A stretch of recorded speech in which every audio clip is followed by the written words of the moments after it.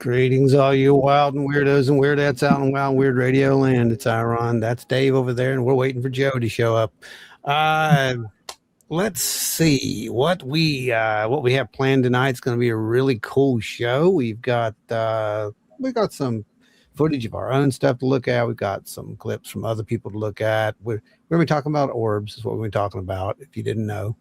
And we're going to be taking, some of your accounts as well that, you offer up. And, we're going to see how that goes. It's going to be a pretty fun one. Yep. Joe's just about ready. He had a technical issue. That happens a lot with live shows, by the way. Anybody who does them knows that. So having more lately, it seems like. Oh my gosh, dude. It's just constant. It really is. I am trying over here to start the goal. It's not letting me start it. I don't know. But anyway, there it is. I don't know why it's not showing it, but yeah, it's not starting it. Oh well. Anyway, what we're going to be doing tonight, as our little goal reward, is at the end of the show, I'm going to do. I've practiced something. We're gonna see if it works. I've never done this before, so we're gonna play a little flute with another instrument. We'll see how it works for you, and I think it'll work really well. Maybe we'll channel some NHI or something. I don't know. It's hard to tell what's gonna happen. Right, Dave? I'm team NHI. You are team NHI. That's true. All right. Well, let's start welcoming some people in here. Let me go up the list here real quick, and we're just going to start going down the middle here until Joe gets here. We got Fox Mulder in the house. We got Stone Maven in the house. Appalachian Oddities here. Wolves Den. Yeah. Right. Yeah, Wolves Den. I can barely see it. Hey, good news. Next week, I should have my new glasses, maybe. So that would be awesome. I went to the eye doctor, and they informed me that I did not know this. I've had these things since 2023, and I'm wondering why I can't see. And I'm thinking, well, what in the world? I thought I just got them like, a year or so ago. No, you haven't had new lenses since 2023. I'm like, are you sure? Yeah, they were sure. So that explains a lot. So yeah, I should be able to see into the future. That's the hope. Anyway, let's see. So I don't have to squint as much. Maybe, I don't know. We'll see about that. We got Brenda Radcliffe over there. We've got Bonnie Blue. We've got Rachel's here. Jordan Booker's here. Going down a little further. Let's see. Iski's here. Archie, Gary Foot, 9 lives times 9. That's Donna over there. Say hi to Donna. Hi, Donna. There you go. Looking down. Ada's here. Welcome. Trying to keep up with everybody, scrolling along. LR Miller's here. LR, welcome. Octo's here. Ochita, Dave Eggleston.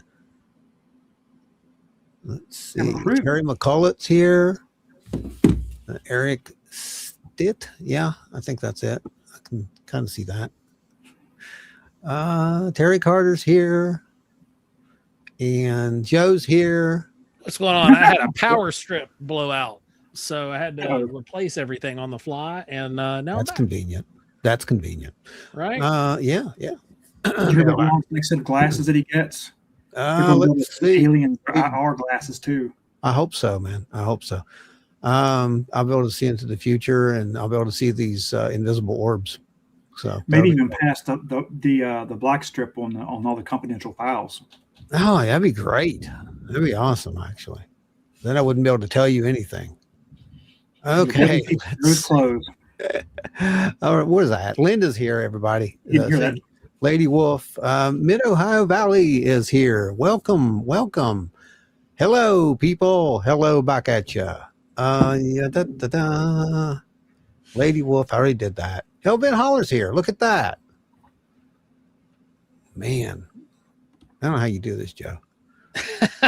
Z's ASMR is here. Anytime you want to jump in, you just go right ahead and do that. I won't stop. I don't know how far where you were. I know. I'm almost to the end. Uvaru. Uvaru. You are again. You get Ada Cox. Yeah. Rick Monty Skinner. Blue, Lady Rick Wolf, Skinner. Linda Sigmund, Hellbent Holler. Rick Skinner, right there. Skinner, what's going on? Go from Skinner, and you got it. See, Hellbent Joe thought you got replaced. He thought you got replaced finally, dude. Go ahead. Yeah, Hellbent Joe thought our Joe got replaced. Oh yeah. Right. All right, Joe, go ahead. We got Eric Stitt. What's going on? We got who else? Octopus, Trackway, Linda, Stone Maven, Chris. What's going on? Terry McCullough, Appalachian Oddity. Good to see you back out there, guys. Appreciate every one of you all for jumping in and hanging out with us yet again on another Thursday night. And we got a fun little topic for you. It's a fun Thursday night, everybody. It's going to be a fun Thursday night. It's not a UFO disclosure night. Oh my gosh. It's not. There's no disclosure. So we're actually going to look at a pre-disclosure tonight. Right, Joe? Yep, sort of like that. All right. Something like that. I mean, something. Tomorrow. Yeah. Let's see if we're right. Let's see if they go in the direction we think they're going to be going in. Brenda says, have y'all seen the Flatwoods Monster skateboard deck? Amazing. I have. It looks really cool. Andrew did a great job with those. Yeah, it's amazing. Andrew does good work. Yep.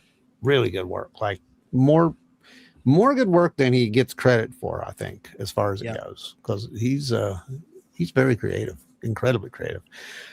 Folks and friends, let's go over this really, really quick. Any you two, anything you want to say? Anything at all before we get into this? Because it's going to be stupid. We're going to be going ludicrous speed. I'm not kidding. Yep. All right. Speculation for tomorrow, Ron. Speculation for tomorrow? Okay. I think that we're going to be talking a lot about what we've been talking about for the past 2 weeks. Alien bodies? Biologics? I think we're going to be hearing more about biologics. I don't think you're going to see anything, no. But I think you're going to hear more about it because here's what's happening, guys. Here's how disclosure is working so far. And I know people are like, oh, this isn't disclosure without this and that. Yeah, it is. It is. It's just not the disclosure that you perceived. This isn't the way the world ends, in other words. This is not how you thought it would be. This is not what you expected to see, but it is what it is. And it's a slow drip, very slow, but it's still an accelerated slow drip. It's like when we were acclimating fish back in the day, Joe, remember? Every now and again, we do 1 drip per second. It's a drip acclimation. It's 100% what it is. Yeah, that's what this is. Now, we do have on the 9th, there is supposed to be some kind of a event taking place at the Capitol. Yeah, we'll be talking about that. We'll be talking about that. That's in the news. So that's true. Our old boy Grush is going to deliver something. What are you thinking, Joe? You think we're going to see anything tomorrow? Like, I don't know, man. With everything planned going on with the 9th, I'm almost betting we get nothing tomorrow. Ooh, that'd be a bummer, wouldn't it? Well, you got to think tomorrow's the 5th. Okay. Yeah. There's a large event planned for the 9th. There is.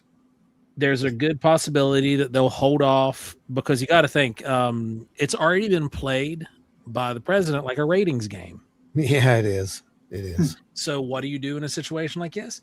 You've got a season finale coming up. You skip a week, build up, tell some backlog, let some people tell their story, build suspense, and then you drop another big info dump that winds up being a whole bunch of nothing like what they talked about the day prior. Well, you got to remember. I mean, we also have Disclosure Day next week. People are hyped up about that. What I've seen so far from some of these folks that are, out there, and by folks, I mean like senators and legislatures, these people who are actually seeing this stuff are just freaking out because they're like, oh my God, did you see this? And I'm like, how did you not see this? This has been in print since the 1960s. I mean, did you guys do your research by just going out? Did someone say, here's a book list from old UFO magazines and books? Go out and find these. Everyone else knows about it but you. Right. Speaking of, Appalachian Oddity said, I remember I read an old 50s saucer fanzine that was like, I have a feeling that 1952 will be the year we finally solve the flying saucer mystery once and for all. Well, they were close. To be fair, I mean, that was when we had this much momentum in the past. But, well, it was never this much, but it was close to this, right? I mean, that was kind of what did it. And then they put the hammer down on all of it. They're talking about smashing the like button, being overly aggressive. And then we got somebody here who's after my own heart. He said, sorry, Stone, I'm an Army vet. The closest I can come to romancing the like button. It's a knife hand. Yeah, just go ahead and do that. Just take the like button and just smash. Right. It's all good.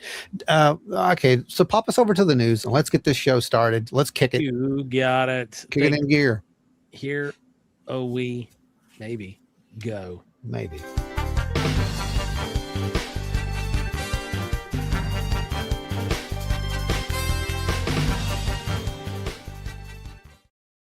Oh yeah, that's the old news dance. Everybody, that's how we roll here, right? Right. Yeah. So let's go over what little thing that you had talked about. We got this coming up, apparently. The push for UAP UFO transparency intensifies as members of Congress and whistleblowers call for a release of groundbreaking, conclusive files. Yeah, that's right. This is from AP, and here you go, guys. Amid surging global interest, an unprecedented gathering of senior government officials and civilians will make a direct plea to the president to declassify specific files and for Congress to pass disclosure-related legislation. In Washington on May 28th, 2026, PR Newswire, a defining moment was escalating effort for full disclosure on UAPs. A bipartisan group of high-level officials and civilians will convene on the steps of the U.S. Capitol on Tuesday, June 9th at 1 p.m. to issue a call to action on behalf of the American people. UAP whistleblower David Grush, a highly credentialed former intelligence officer who has testified under oath before Congress, will discuss specific UAP and non-human intelligence-related evidence he encountered in deeply classified channels. Grush will explain why these records should now be reviewed and publicly released, consistent with the legitimate national security protections. So there's a chance, is what he's saying, that we might talk about biologics. There's a chance, right, guys? Yep, because that was one of the first things that David brought up. That is one of the first things he brought up. And it's interesting. It would be interesting to see where this goes, because we predicted last week that part of this next info dump would contain the potentiality for the mentioning of biologics. And I, for one, would be content with documents. Yeah. Not necessarily photographs or video. Like, I would be content with documents and statements and things of that nature. Medical reports, right? That would be a huge step forward, because when it comes to some of these photographs, we've seen some stuff. We had the whole hoax TV show thing, and you know how easy that stuff can be manipulated. Oh yeah, you know about the whole alien autopsy thing, right? Yeah. So I want you to keep looking at this, because if you keep reading, you're going to find out what this was all kind of orchestrated around. This unique press event comes amid an initial declassification directive by President Trump issued in May. As a result, more than 1 billion users worldwide have access to government website featuring newly released records, evidence that the issue has reached a tipping point. The event will feature remarks from Representative Eric Burleson, Representative Jared Moskowitz, Representative Anna Paulina Luna, Representative Tim Burchett, with additional participants to be announced. It will be hosted by investigative journalist Leslie Keene, very There interesting, it is. and a documentary filmmaker, James Fox. There it is. James Virginia Fox. There we go. Exactly. So, and we're not going to downplay the fact that, it's James Fox, because James Fox recently put on, the press conference there, with the Virginia witnesses, and that was a really good press conference. Like, yes, and it was part of the big disclosure, what are the National Press Club? Yeah, the National Press Club. Yeah. It was on the anniversary of Virginia. Yeah, that's right. Yeah. Mm-hmm. And that was, that's a pretty big deal. And he had some incredible witnesses there. And honestly, almost no one cared. That's the sad part. Yeah. But it seemed to fall rather flat. It did. Unfortunately. We were really hopeful. We watched it. We were hopeful that there would be something meaningful come out of it, but unfortunately there wasn't a whole lot of new information that hadn't already been released in his documentary. It was just the first time that these individuals spoke in a public U.S. base, not base, but in a public facility in the United States, in an open forum. Yeah, and what I'm more interested in this is because Grush has specifically said, I can't talk about that, I can't talk about that. He has mentioned biologics before. He's the first one who did that. You know this. Yep. Is he going to repeat the same thing, or is he going to actually talk about Roswell? I don't know. We can't talk about Roswell, at least as far as we know. Exactly. So if he starts talking about Roswell, we're going to know the game changed, is what I'm trying to tell you. Yeah. At that point, we're going to know there's something really big coming. Wasn't he a threat fairly recently too? I mean, for the past few months. Yeah. Well, it was last year, actually, that whole threat thing, I think. I can't remember exactly when it was, but.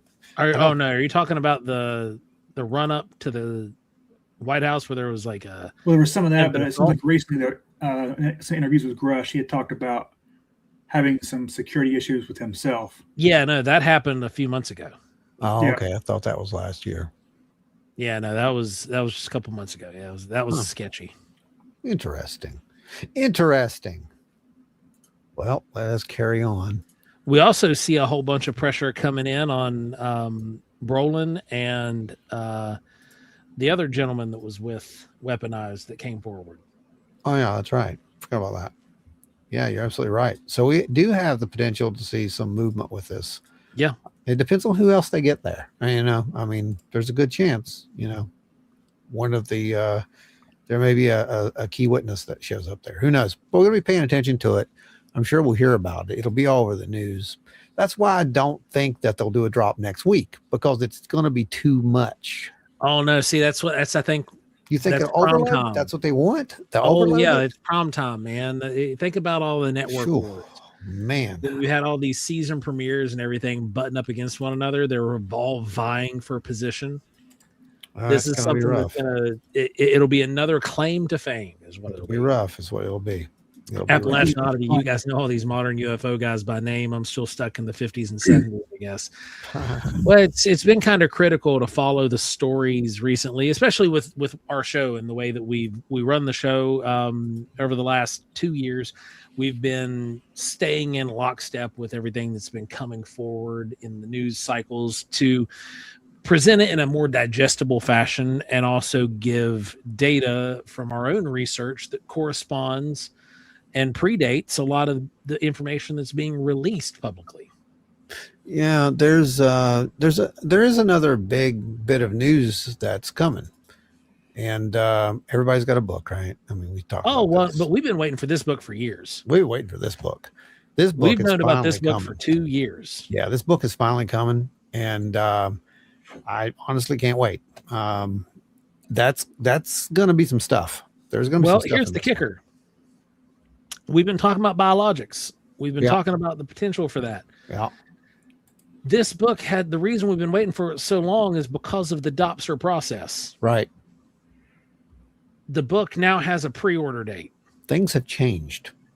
And this book is the truth about non-human intelligent life, which means they're probably lifting the vault doors. You know? Yeah, no. There's some stuff that's going to get spilled that I am anticipating in this book a lot of previously classified information. I think you're right. I think that you're more apt to see this having, what you're looking for than those files that are being released over on Department of War site. That's what I think at this point. With any, photo or video releases of possible NHI, Yeah, I mean, it's hard to say, man. It's honestly hard to say, but I am definitely looking forward to this one. I think that there's going to be a small library, a small book list. And I think if you read all these books, you'll probably have a pretty good idea of what's going on with this phenomenon. It's probably going to be like 12 books that I would recommend. And I think you'd have a pretty good overview of what's going on with this phenomenon.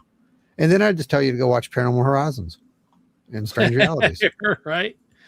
Yeah. Just follow there. Yeah. Well, then you can see it repeated by people who aren't in, these people with these magical titles. Now, titles. So the book goes on pre-order, I believe, next month with a release date sometime in mid-October. Okay. Wow. Can we use that for some form of? I just wonder if we can use that for some form of roadmap as to what's really going to hit. It's possible, and here's the kicker. Jordan Booker brings up a good point: the Wild and Weird Book Club. Yeah, and it's no coincidence that he brings this up. I do not believe that maybe because there could be some recommended reading on that book. That Jordan could be responsible for. Because it's available on Amazon, and it's called Bigfoot and Better Thinking by Jordan L. Booker. Who? Jordan L. Booker. Everybody's got a book. Everybody's got a freaking book, man. That's my next song. I swear to you. I'm going to write that song. Everybody's got a book. That's the next song. I'm not joking. But now Jordan sent a copy, and I've made it to page 68 today, and it's a fantastic book, and I highly recommend it as a primer for anybody who is serious about doing actual research, because it is fantastic. Well, I think I haven't read it, but based upon the summary that I heard, it was exactly what I hoped for. And I think that it's definitely going to be something that gets into the hands of some people. Oh yeah, it's definitely going to get in the hands of some people. We can guarantee that. Yeah. And it is it's fantastic. I'm really digging the way that it's going. The direction he walks in. I mean, it's pretty much our methodology that we exercise, and it's a great thing to see someone else doing this and pushing for this kind of methodology style of research, to get away from your own biases and to how to conduct research in a good way. Hey, look, everybody, Ashley's here. Hey, there's Ashley. What's going on? It's been gone. Welcome back. Let's see. I'm gonna get you guys You got a screenshot. You got a link. You got something. I'm throwing you a link out here, everybody. So if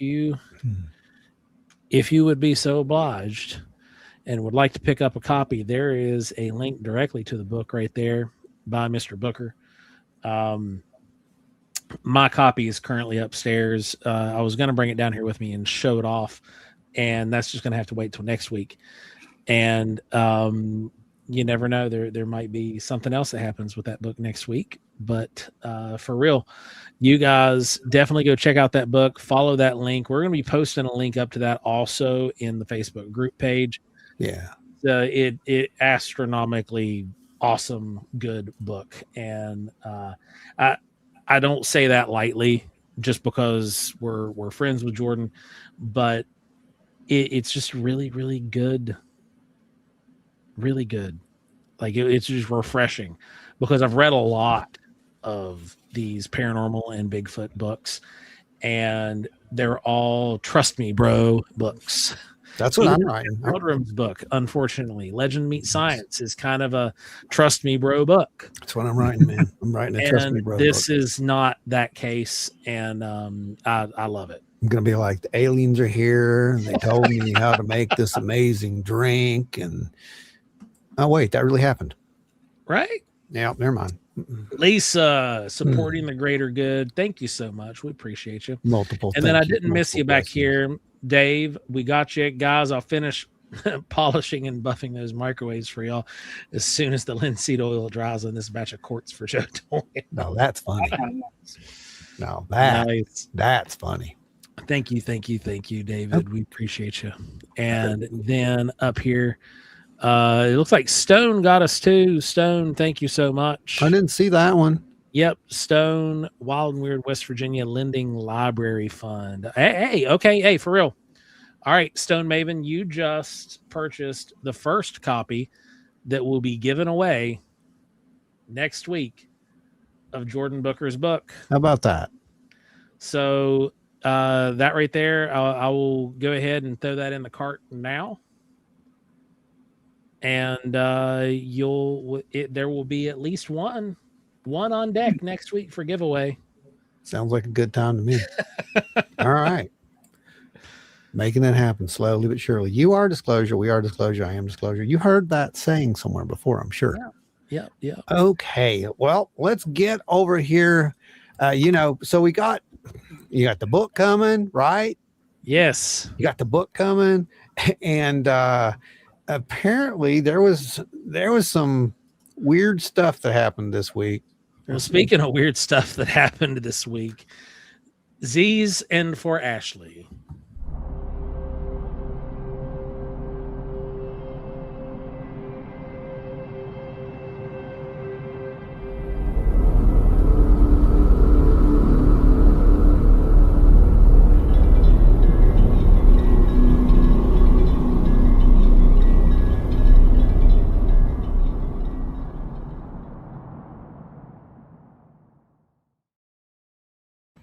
I just wonder how many other shows that you'll watch. Okay. Any podcast that you're ever going to watch where you can go through news, have serious discussions, and then a giant friggin' CGI jellyfish flies across the screen. Definitely not AI. That's just AI just said you guys are the best, and apparently just contributed to the second book giveaway for next week. There you go. That's going to work, right? There we go, man. Oh my gosh. Anyway. Thank you, guys. All right. Yes. Multiple blessings to you guys.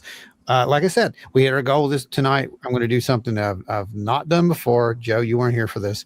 I rehearsed something. We'll see. I don't know. I mean, one out of the 2 times that I did it, it worked. That's always good, right? Just a 50-50 chance. There's always a 50-50 chance. The 2 out of 3 ain't bad song applied to 2 out of 3. I don't know about 1 out of the 2. That's 1 out of 2. Chance is okay. 50% chance is going to work. All right. Get us back over there because we got some other part of the news. So we got to get out of this so we can start talking about orbs. I don't want to see me. Okay, here we go. I'm going to wear spandex. Okay, so here we go. There was other weird news, like I said. Other weird news. Aliens got a bashing. Again. Someone thought they was gonna, start the whole demon stuff again, and oh my God, there's a cheesecake fund. Cheesecake fund. Yes. Funding desserts for the next meeting. Can't stop the signal. I like that. We're gonna have to do something with that. Make that a shirt. That's got to be something. We have got to do something with that. I'm doing something with that. All right, Rick, you okay with that? Maryfoot, thank you. Yeah, Rick, you let me know if you're all right with that. I want to do something with that. Can't stop the signal thing. Guys, we're gonna do something with that. Rick's cheesecake brings all the nerds to the yard. Yeah. Rick's salsa is what brings the aliens to the field. Well, you know what? Those aliens, though, guys, you probably shouldn't trust them. I mean, this guy said there. Yeah. So, exorcist Stephen Rossetti, the most UFO sightings are likely demons guy. The May 31st. Diocese of Washington explains that demons hide to manipulate us more effectively. Demons like to hide; they don't want us to know they're out, and things that they can get into. This is the guy. He was going on all these podcasts. Look at some of these quotes. These quotes are incredible, by the way. I want you to see. Yeah. No, wait. You got to see. Let's see. It's right here. And he talks about that. There's some that speculate too that some of the craft that we see moving in ways that are contrary to physical laws is also just as a diabolical mirage, which they can cause. That type of stuff is extraordinarily rare because God doesn't usually permit it, but that can actually happen. What? You lost me right here. But he goes further though to tell you that not some of, but nearly all of the encounters with NHI, UFOs, et cetera, are in fact demonic. Yep. And he's gone on, like I said, he's gone on a lot of these podcasts and spoke ad nauseum. And some of these are really far-reaching podcasts with massive audiences. And he has essentially espoused his own theories as gospel truth. Oh, that's exactly what he did. So you can imagine my surprise when we actually saw this from was it yesterday? I think it was yesterday. Yes. And again, we're not necessarily celebrating this, okay? No, because we're going to talk about this. There's something that's right and wrong here at the same time. Yes. So the Roman Catholic Archdiocese of Washington released him officially, saying that Cardinal Robert McElroy, the Archbishop of Washington and Monsignor Stephen Rossetti, essentially they stepped him down from the position and they disassociated with. He's no longer an exorcist. Yeah. It was everything short of being he wasn't excommunicated. Okay. It wasn't that severe of an offense. However, he was saying a lot of things that isn't necessarily in lockstep or in agreement with their theology. And it's right here, David. This is a prime statement right here. This is one of the things that I thought as well. It said if you're a Catholic demonologist is going on a podcast about a real exorcist, there are very few actual exorcists. Your audio's chopping. Your audio's chopping. Can you hear me now? Yep, got you. He said if you're a Catholic demonologist is going on podcasts, is probably not a real exorcist. There are very few actual exorcists, and they're kept pretty secluded. Yes. In a statement posted on the St. Michael's Center website, Rossetti said, I ask forgiveness for any ways that I have not been faithful to the teachings of the church's magisterium, particularly in the cited video on aliens and the demonic. I believe it is of the utmost importance to be obedient to the church, and I will continue to endeavor to subject all that I do and center to be thus obedient. That's his apology. It is, and it's. I'm thinking, how do you get fired as an exorcist? I mean, obviously, but how do you get hired? No, fired. Oh, fired. I'm going out and doing silly stuff. Well, that's a silly thing. But here's my thing. Like I said, it's good and bad. He even said at one point, it's my opinion, but he's also speaking from an authoritative position. So when you have an opinion and you speak in an authoritative position, then more people pay attention to that opinion and they take it quite literally, especially when other people are saying similar things and it's popular in the, you know, in the trending ways of the social media climate, right? Yeah, and a lot of his statements went viral instantly, and then it was Instantly. right on the coattails, or it was actually ahead of, and it was ahead of all the craziness that went on with the Protestant church and their charismatic Right. crazies, and the direction that they went with their secret meetings. Which he also sort of endorsed on that, by the way, I because know. that was in there as well, that he had claimed that he was, you know, part of a secret briefing and all this.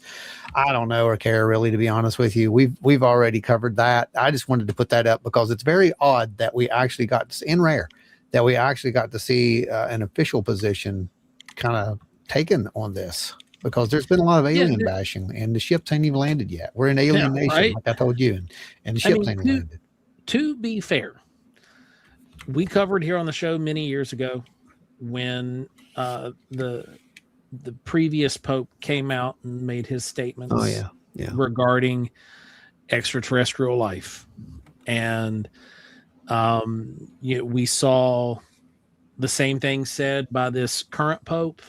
It was echoed by the current Pope. And then you see the current Pope saying one thing publicly, and then you hear this exorcist who is going viral saying another.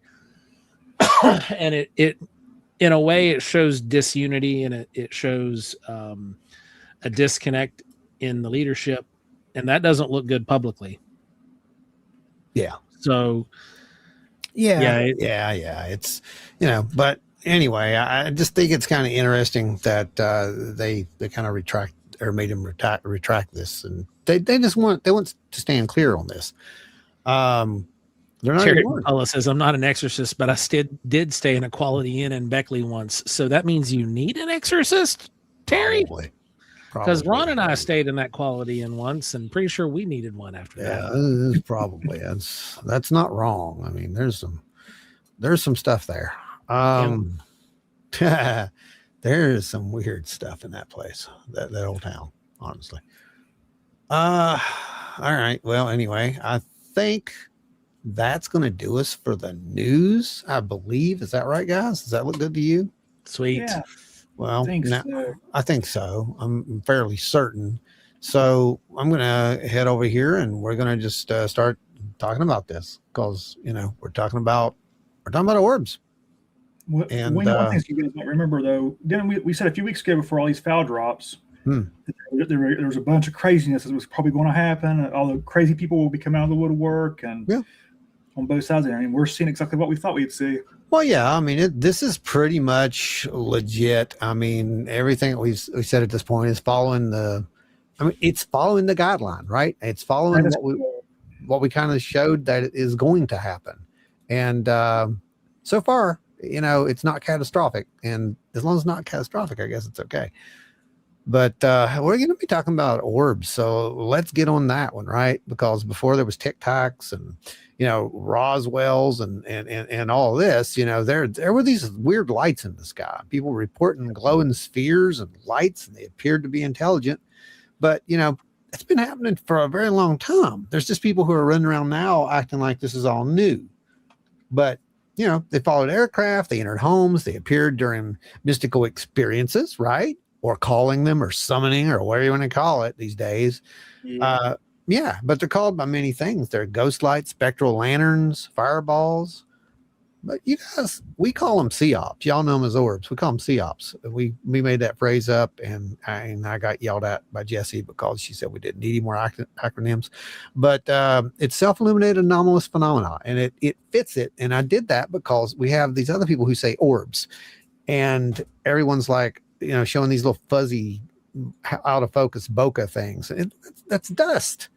Now, I'm not saying that all of those are 100% non-anomalous, because we have been in places where there's just weird amounts of what I would say a culmination of dust in a particular area. And dust does kind of react to static electricity, and static electricity has been observed in some of these haunted areas, right? I mean, that's a fact. We all can agree on this. We felt it and we measured it. Yeah. Yeah. So we can't just throw that completely out. But what we're really interested in are these things that are actually lighting up, or as we discovered later on, ones you can't even really see, but they're there. Those are a lot more fun. But, everybody's asking, are they natural phenomena, advanced technology? Are they manifestations of consciousness or something entirely different that we can't even understand? We don't really know. There's a lot of research.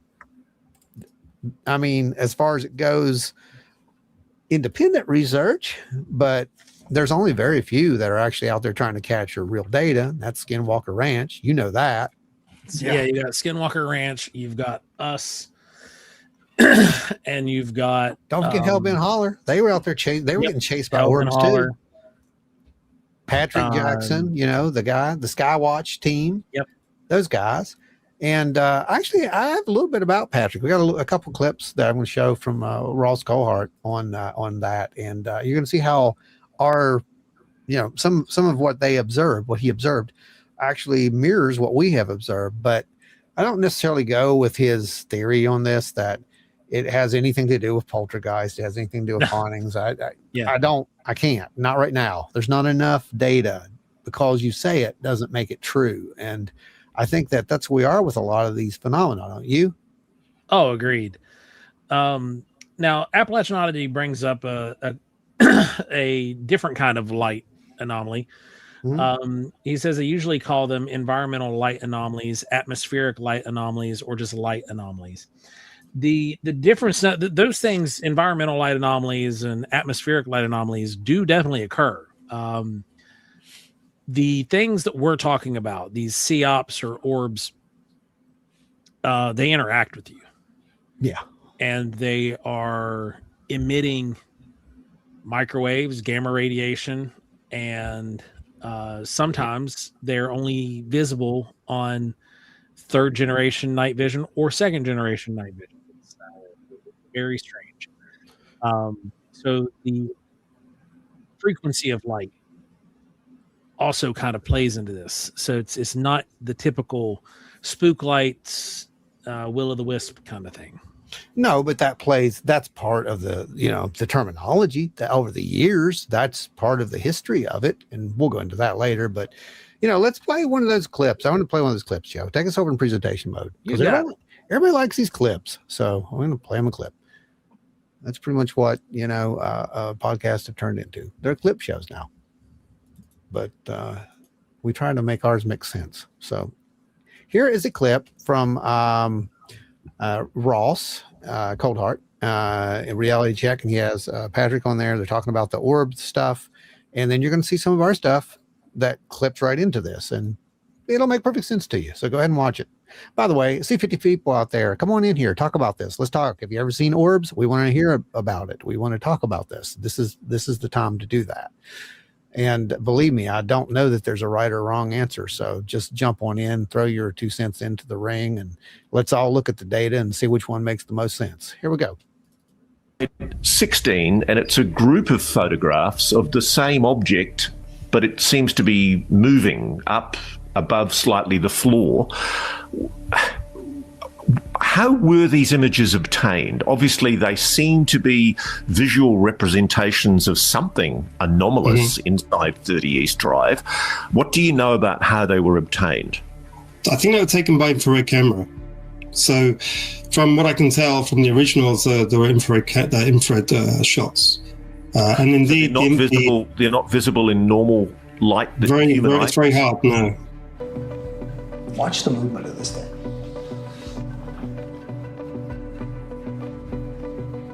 There's our infamous, COP. Which there's a lot of new research coming out about this, by the way. Keep watching Strange Realities. You're gonna see some stuff. And what is probably the most impressive about this specific shot is that object is creating enough infrared light I'll see if we can show that. to light the branch underneath Yeah, there it. we go. You see it right here. It's creating a lens flare, and it's lighting up the branch of the tree that it's hovering above. Yet they didn't see it visually. Yeah, this was invisible to the naked eye. See, that's our thing. And, up until this point, we had a couple of videos that seemed to show something that pretty much looked kind of like that. But, this was at Wineberry. So we had received some, weird radiation spikes, etc. up there, right? Yeah. We had some pretty ridiculously high microwave and EMF fields just going bonkers for really no reason other than something like this taking place. And don't forget, earlier that evening, that's when we had heard that weird hum. This is the area, this whole area right here. A moral of this will be coming out, like I said, on Strange Realities. We actually revisited that area. We did some more research, and there's some follow-ups to this. And there's probably going to be more follow-ups because we're not happy with, we're not content. I wouldn't say we're happy, but we're not content with saying this is the final answer just yet. Because, it's been like 3 years, and we're still not at the final answer on this thing. I'll be 100% honest with you. Trackway, there is Bigfoot activity up there, but this trip that we took had absolutely no Bigfoot activity at all. It had that weird track, the pathway. Oh, you mean when this happened? Yeah, when this happened. Yeah. This was with Paranormal Horizons. There was no Bigfoot stuff happened on this specific trip. No. It was all high strangeness. No, we looked for it. We because that was the whole point of going up there. But as we're up there, we just started getting led around by whatever in the world was happening. I mean, we don't know what's going on, but it seemed like something was pointing us in these directions. So we just kept following it. And we didn't literally follow the orbs. Well, the girls did, but I told them not to. Anyway, but we managed to catch, enough data that shows that something's there. And then, you hear things like, this. Now, what fascinates me is we've previously had on the program a scientist, a very reputable scientist called Jim Segala, Dr. Jim Segala. Now, I want to throw in just for a second here. You know exactly who he's talking about. We know. Oh, yeah, I've had conversations with Jim. That's what I'm saying. We know exactly who. Yeah, we know exactly who Jim is. And the device that they're going to reference here, that is something that we are looking into possibly acquiring in the future as funds manifest. Yeah. They're not cheap, but there's definitely, I think there's data to be found with these devices, and they're going to talk about a little bit of this data. And to be a little bit more precise, the version that Jim is wanting to work on for us is not the typical field version. Yeah. Ours has a lot of bells and whistles that do not go into this traditional build because we are field researchers, and he wants us to have access to the same metrics that he's being able to record. So they're really, really cool devices. And like Ron said, as the year goes and we are able to build some funds, we look forward to picking up one or two of them. Absolutely. Yeah. I'd love to get a couple of these things and run some experiments. Jim actually gave us some good experiments to run with that. Yes, he did. And, but we need two of them to do it that way. Yep. But I love it. I mean, he's right. And we are talking about a guy who's, he knows what he's talking about. Let's just say that. And let's play the rest of the clip. Go ahead. Before we finish the clip, Andrew, radio guy, looks like a refraction of moonlight. Yeah. In reference to the Wineberry. Well, there's no moon, but that's a good observation. That's a very good observation. And I see a lot in astrophotography. What was that, Dave? Yeah, I see that a lot in astrophotography, depending on if I'm using a DSLR, the C-Star Smart Scopes, and or the main telescope, but specifically the DSLR. When you're doing Milky Way shots with it at night, long exposures, depending on the direction you're hitting, you can get a lot of lens flares and aberrations there, and then the photo that could really fool you. So yeah. Now, with that being the case, wouldn't you need to be like remotely looking the direction of the moon? For the most part, yeah. But of course, you could be side on too if the lens is side on. I mean, basically, if the moon can hit any point of the lens itself, Right. it could create some lens flare on the other edge, flipped.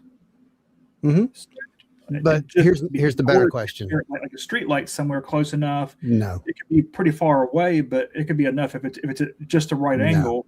No Yeah, street we're light. about a mile away from the closest street light. Right. No street light. This is Wineberry. No, this is Wineberry. And correct me if I'm wrong, Dave. Would we need the moon to be up? The moon, the moon would definitely need to be up at some point at some angle to even hit. Yeah, Right. And so we've already went through a lot of that. I know a lot of people are just first time to seeing this stuff, but Right. it's out there. Just go watch Paranormal Horizons. This has all been documented. That was in episode 3, I believe, right? 1, 2. Yes, that was episode 3. It was either 3 or 4. Don't let me lie to you on that. It might be episode 4, because I know 1, 2 were Kanoa, and then Okay, so then first- it would have been 4. it's episode 4. Yeah, it's episode 4. I think they called it like Invisible something. I don't know, but we didn't name them. So Yeah, we didn't name the episode. we didn't have anything to do with the names of those, just for those. But we can tell you that would also mean that as they are shooting this, Dave, you would see that in the viewfinder, right? yeah. Right. They did not. Yeah, they did not. And this was also an infrared light source. So there's the weird part. There's a lot more to that. But yeah, that's good thinking though. I mean, and a lot of times, yes, it is something like that. And we look for those too. We've actually seen that occur the last time we were up there. There's some lights off in the distance, and it clearly is a porch light. You can see it, but it's an opposite direction, and it's way, way, way far away. But this thing, we still don't know what that is. And I'm going to play the clip and continue, but you'll get to see it kind of moving away, and that's also not consistent with the moon. Let's see. Ow. 16, and it's a group that's of. not it. That's them. Where are we at? Oh man, where are we at? Hang on, I'll find it again. No, that's only a little clip I've got. Let's see. Yeah. Anyway, you'll have to go watch the actual video. But it'll start moving away off on its own. And that's How were these images obtained? That was just a still clip of it there. So yeah. I'll look for it here in a little bit. Maybe we can find that clip. But that's not neither here or there. This is the more interesting part, I think. It's called Jim Segala, Dr. Jim Segala. And Jim has these units called MUPAS sensors, which, interestingly enough, I've just bought one.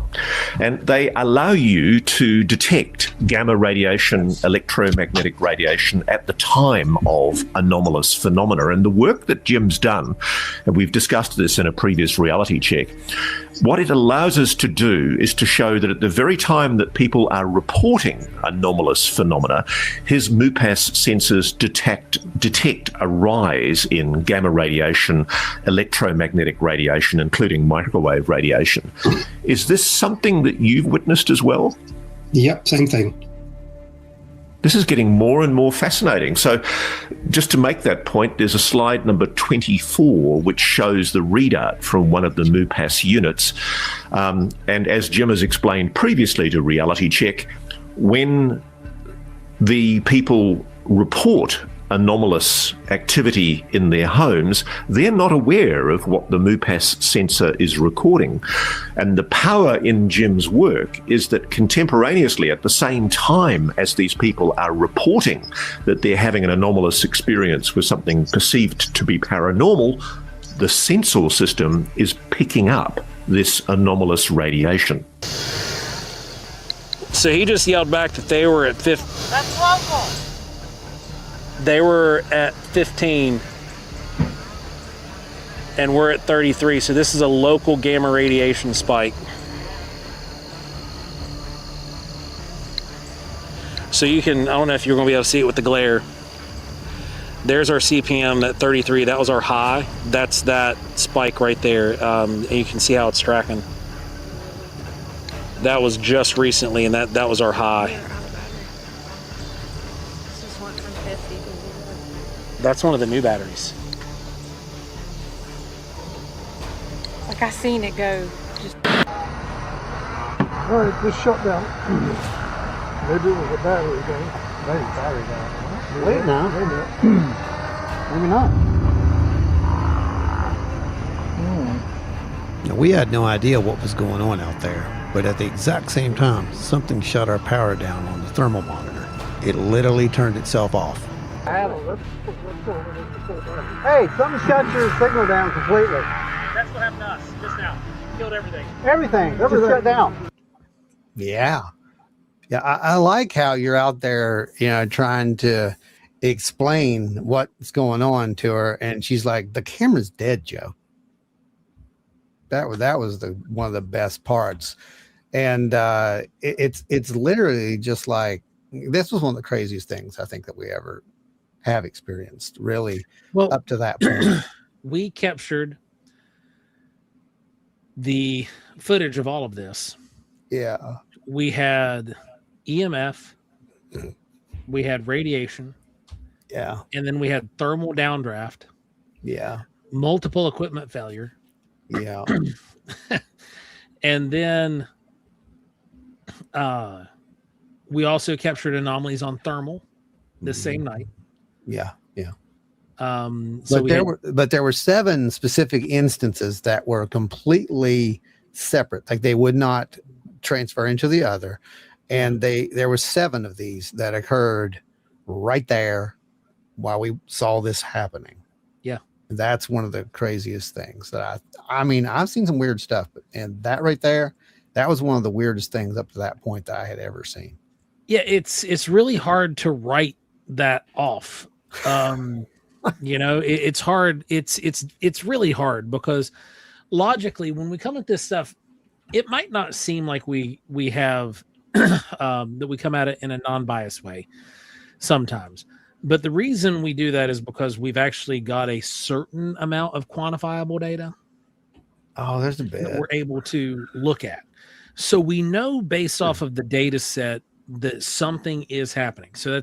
And we know that it's not normal. We know that it's not something that's easily explainable. Otherwise, we would have already done that 10,000 times prior. Oh, we did. And There's multiple times. No, there's multiple times that we saw things that we could easily explain, and we did. Yep. We showed that in the series. And even later, when we come up against something and we were able to not necessarily debunk it, I don't want to say we debunked our own stuff or anyone else's, but we were able to compare it to more data, and we were able to rule out like, oh, well, this maybe wasn't that as exciting as what we thought.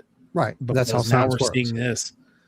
That's literally how science works, though. Yeah, right. I mean, that's what you do. You challenge your data. You don't sit on the data and say, this proves this, so therefore that is all it'll ever be. You constantly challenge your data. And this is it's incredibly important to do that, to be able to look at your own data and throw stuff out, and be okay with it. Yeah. I mean, like I said, it's been 3 years since we did that. Yeah, and we haven't even aired the second part of the last investigation of this, which was last year, and that's coming up. And as we're watching it and editing it and looking at it, we're discussing these things and trying to figure out these other things. It's like, well, we got to go back because I'm not happy with I don't think that that's what that is at this point. I can tell you that it was 100% something, and it was not visible. The other cameras didn't pick that up at all. So it's completely invisible. It's picked up on a 940 nanometer infrared viewer is what it was picked up on. So it's completely invisible. And we have to try to explain how that is, because the only thing that could be is an infrared light source. And so we thought at first, I thought I solved this thing. I was like, oh, that's got to be us. We're in the woods, it's because it's the same path, that we're going to be walking down. Again, this has all been done in Paranormal Horizon. You can go watch the whole episode. But for those who are just here and want a quick summary, I couldn't do it because we were literally somewhere else, and we had laser data that showed where we were because of a laser experiment that we had conducted just a few minutes before that. So what do you do with that? Yeah, it's really difficult because the goal in research is to self-validate through replication. Yeah. And there's certain components of this that we've been able to very much replicate. The importance of having quality sensors to collect the data and not just have witness accounts or I felt the tinglies is imperative. And Oz brings up a good point back here. I've started this one and it's important to this. And she said, guys, I bought a UV pass filter for my full spectrum camera, and I've been using it with the dog whistle during the day. I caught these dots and orbs of the camera using the UV filter on full spectrum.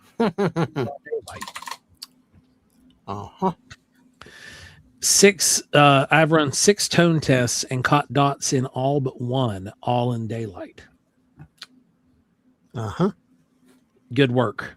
Yeah, absolutely good work. Now it's a matter of getting it to repeat, and then we've got something, right? And with all of us doing this stuff, and we're sharing our data back and forth, by the way. So these are our peers, for those who may not be familiar, and that's what the collective does. We actually share our data, and we work it back and forth. And well, did you try this? Did you try that? Is it this? Could it be that? It's bounced around by a lot of people before anyone sees this stuff. We definitely do not just go and catch something and throw it on YouTube. It don't happen. For anybody who's also new, all of the sensor data that we collected was ran by the manufacturers. Oh yeah, that was great. From all of the sensor data was collected and ran by the manufacturers to have them check for errors, to which they were unable to find any. Well, they said that their equipment was working the way that it was manufactured to, and they were correct, apparently. So 8 o'clock says Glowing Joe. Yep, that's where the name was coined, right there that night in that field. Glowing Joe. That's where I got the name. Yes, that is the origin of Glowing Joe. That is the truth. That's 100% true. For those who, if there's a trivia to Paranormal Horizons in the future, that's where it came from. Go ahead. Appalachian Oddity says Meade Lane, a classic Fortean researcher from the 1940s who inspired John Kill, called these seemingly living UFO lights aeroforms. Mm-hmm. Yep. Yeah. And there's a lot of people who think that that's exactly what they are. There's some form of living thing. Yeah. Like this isn't just ball lightning. It's not just a light. There's something to it. There's something more of that plasmoids. We had a very good episode on plasmoids, by the way. You need to go back and watch that if you didn't. And there was some weird stuff that happened during that episode as well. Appalachian Oddity says, I'm fascinated by the UFO style lights that are essentially just ball of energy, like Kill talked about manifesting somehow and compromised electromagnetic energy, or comprised of electromagnetic energy. Yeah. And the thing is, we're not entirely sure that they're purely electromagnetic energy, because we're detecting electromagnetic energy, gamma radiation, and microwaves don't all exist in one thing. I mean, not the way that we know it. Right. Let's put that caveat on. Not the way that we know it. Our current understanding of those three things, they don't exist in the same ballpark, right? They don't occur simultaneously. And we were actually, I don't know if you went and watched any of those episodes from that episode of Paranormal Horizons to the end, but we actually replicated some of John Kill's experiments in the exact locations that John Kill conducted them in, due to meticulous research and his record keeping, and me being really good at reading topo maps.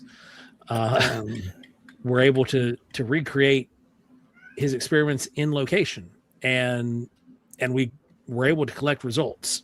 There was definitely results, and having a John Kill expert with us, and watching his reaction, watching Steve's reaction was worth every bit, and our reaction, because we learned some stuff during that whole thing too, and it's still one of the most amazing.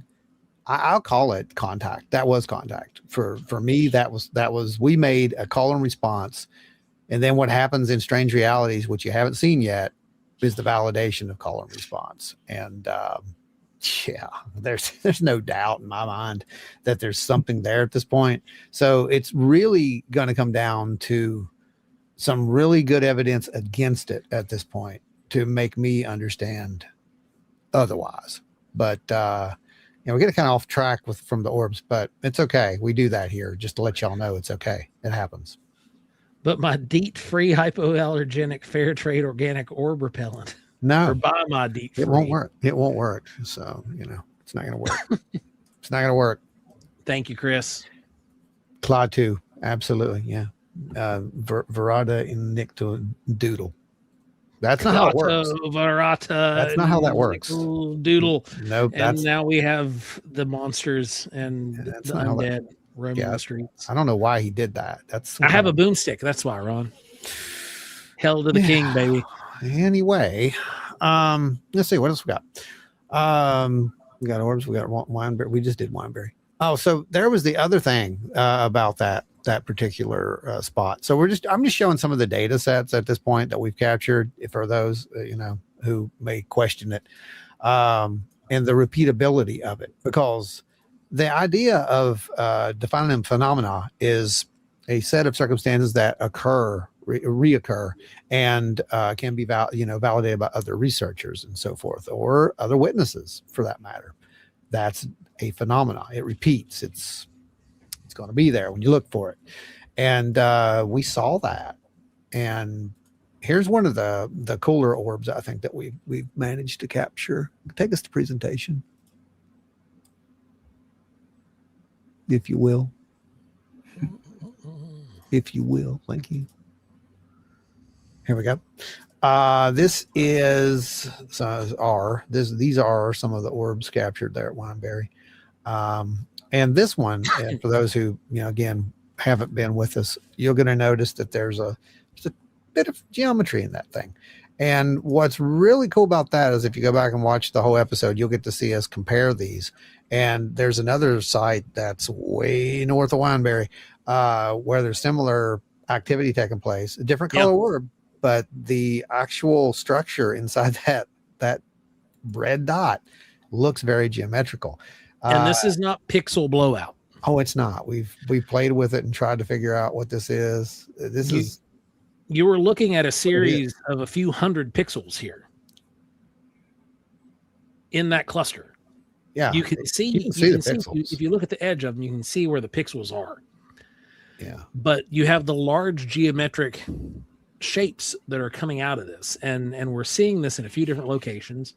They've also recorded this same kind of thing at Skinwalker Ranch, at Blind Frog Ranch, at Wilson Ranch, as well as down in the southern Appalachians with Hellbent Holler. Yeah, pretty much. I mean, it's not new. That's the key. And we've had other researchers seeing them. So, let's see what else I got for you. Let's see, we got where'd it go? We just had it. They've come. They've got it. They got in the drive, guys. It's over. Here's some orbs here. Oh yeah, I remember this one. This is one. Oh, yeah, Come back to 1.7. I said, if we get a 1.6, I'll be surprised.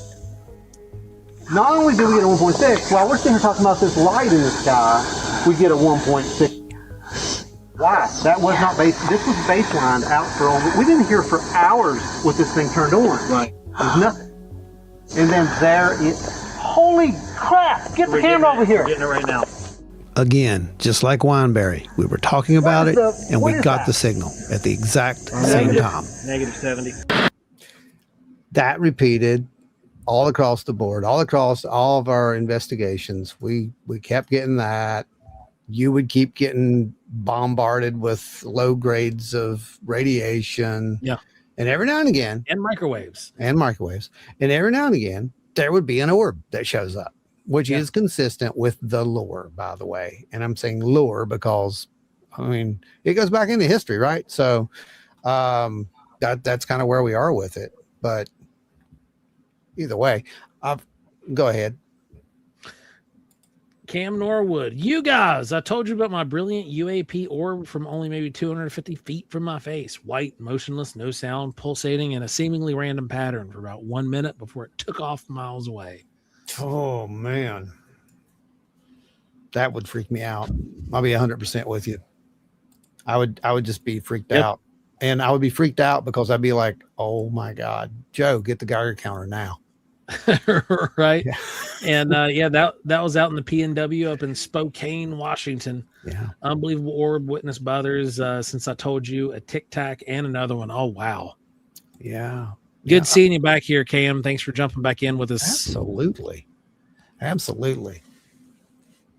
Do you have a Cam? Do you have a Geiger counter out there yet? Oh, Dark Wolf, that's a good question. At the time, no. Right. That was the one that was up north. We specifically went in cold. Yes. On purpose. On purpose, yeah. And that's the one where the microwave thing led you around the trail. The nose. Yeah, that was weird. And then we go back out in the parking lot, and then right there it is in the sky. And Larry caught that one.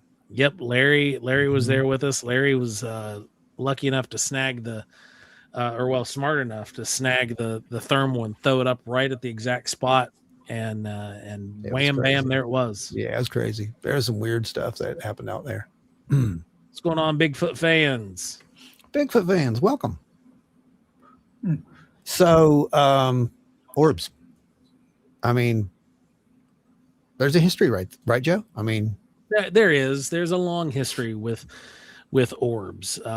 It goes, shoot. I got you some notes up there. Oh yeah, I know. No, there you go. I'll just throw them up there for you. We're talking about thousands of years ago. This goes back to essentially recorded time. You could interpret some of the cave paintings even because the way that they did stars were slightly different. Yeah. And then what these balls of light were necessarily. But in 1450 BC, after the military campaign in Nubia, Tutmosis III had a stele erected at the Temple of Amun beneath the Jebel Bakal outcropping. That's right here. That's that.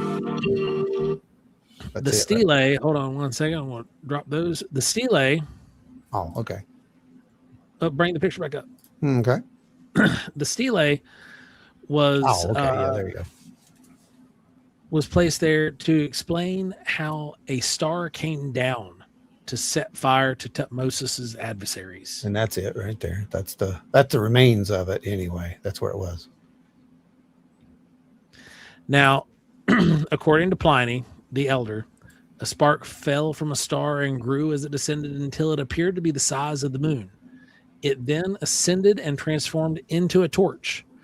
Astronomer Richard Struthers interpreted the report as a description of a bolide. Bolides typically do not ascend; they do fall rather quickly. Yeah. Dave, right, you're the astronomy guy. Do bolides ascend after they descend? I don't actually. I'm not really. I'll be honest with you. I've not really researched the bolides all that much. Where I'm doing most of the astrophotography. It's been a while since I've had astronomy. You would almost need some kind of a like split or break to see something shoot up. It would have to come down, blow up, and another part would have to go up, right? That's what you're saying, right, Joe? That's the only way something's going to ascend after it descends. I had to look up meteor. My brain I had a brain fart. No, I mean they usually explode in the atmosphere. Yeah, they don't usually come down and go back up unless maybe the only thing I could think of possibly that could happen is that it hits the atmosphere like it bounces off the atmosphere, for example. Not literally bounces, but the way that it ascends. It's like it would bounce, but it's not going to come low enough for it to go back up. Of course, it could give the appearance that it's going back up, but it's actually not going back up. So what you're saying is it probably wasn't a bolide. I don't think it could be. I don't see how. Because I mean, it depends on your field of view. But if it's coming down, I mean, from a certain angles, it could look like it's going back up, but it's just pretty far fetched. Clearly, it was a balloon. All right, next. Joe, what do you got? It was a Nazca balloon. That was a Nazca hot air balloon. That's what that was. Exactly what that was. All right. So 73 BC, Roman Republic era in Asia. Mm-hmm. According to Plutarch, Plutarch, a Roman army commanded by Lucilius was about to begin battle with the Mithridates of Pontus. Then the sky burst asunder, and a huge flame like a body was seen to fall between two armies.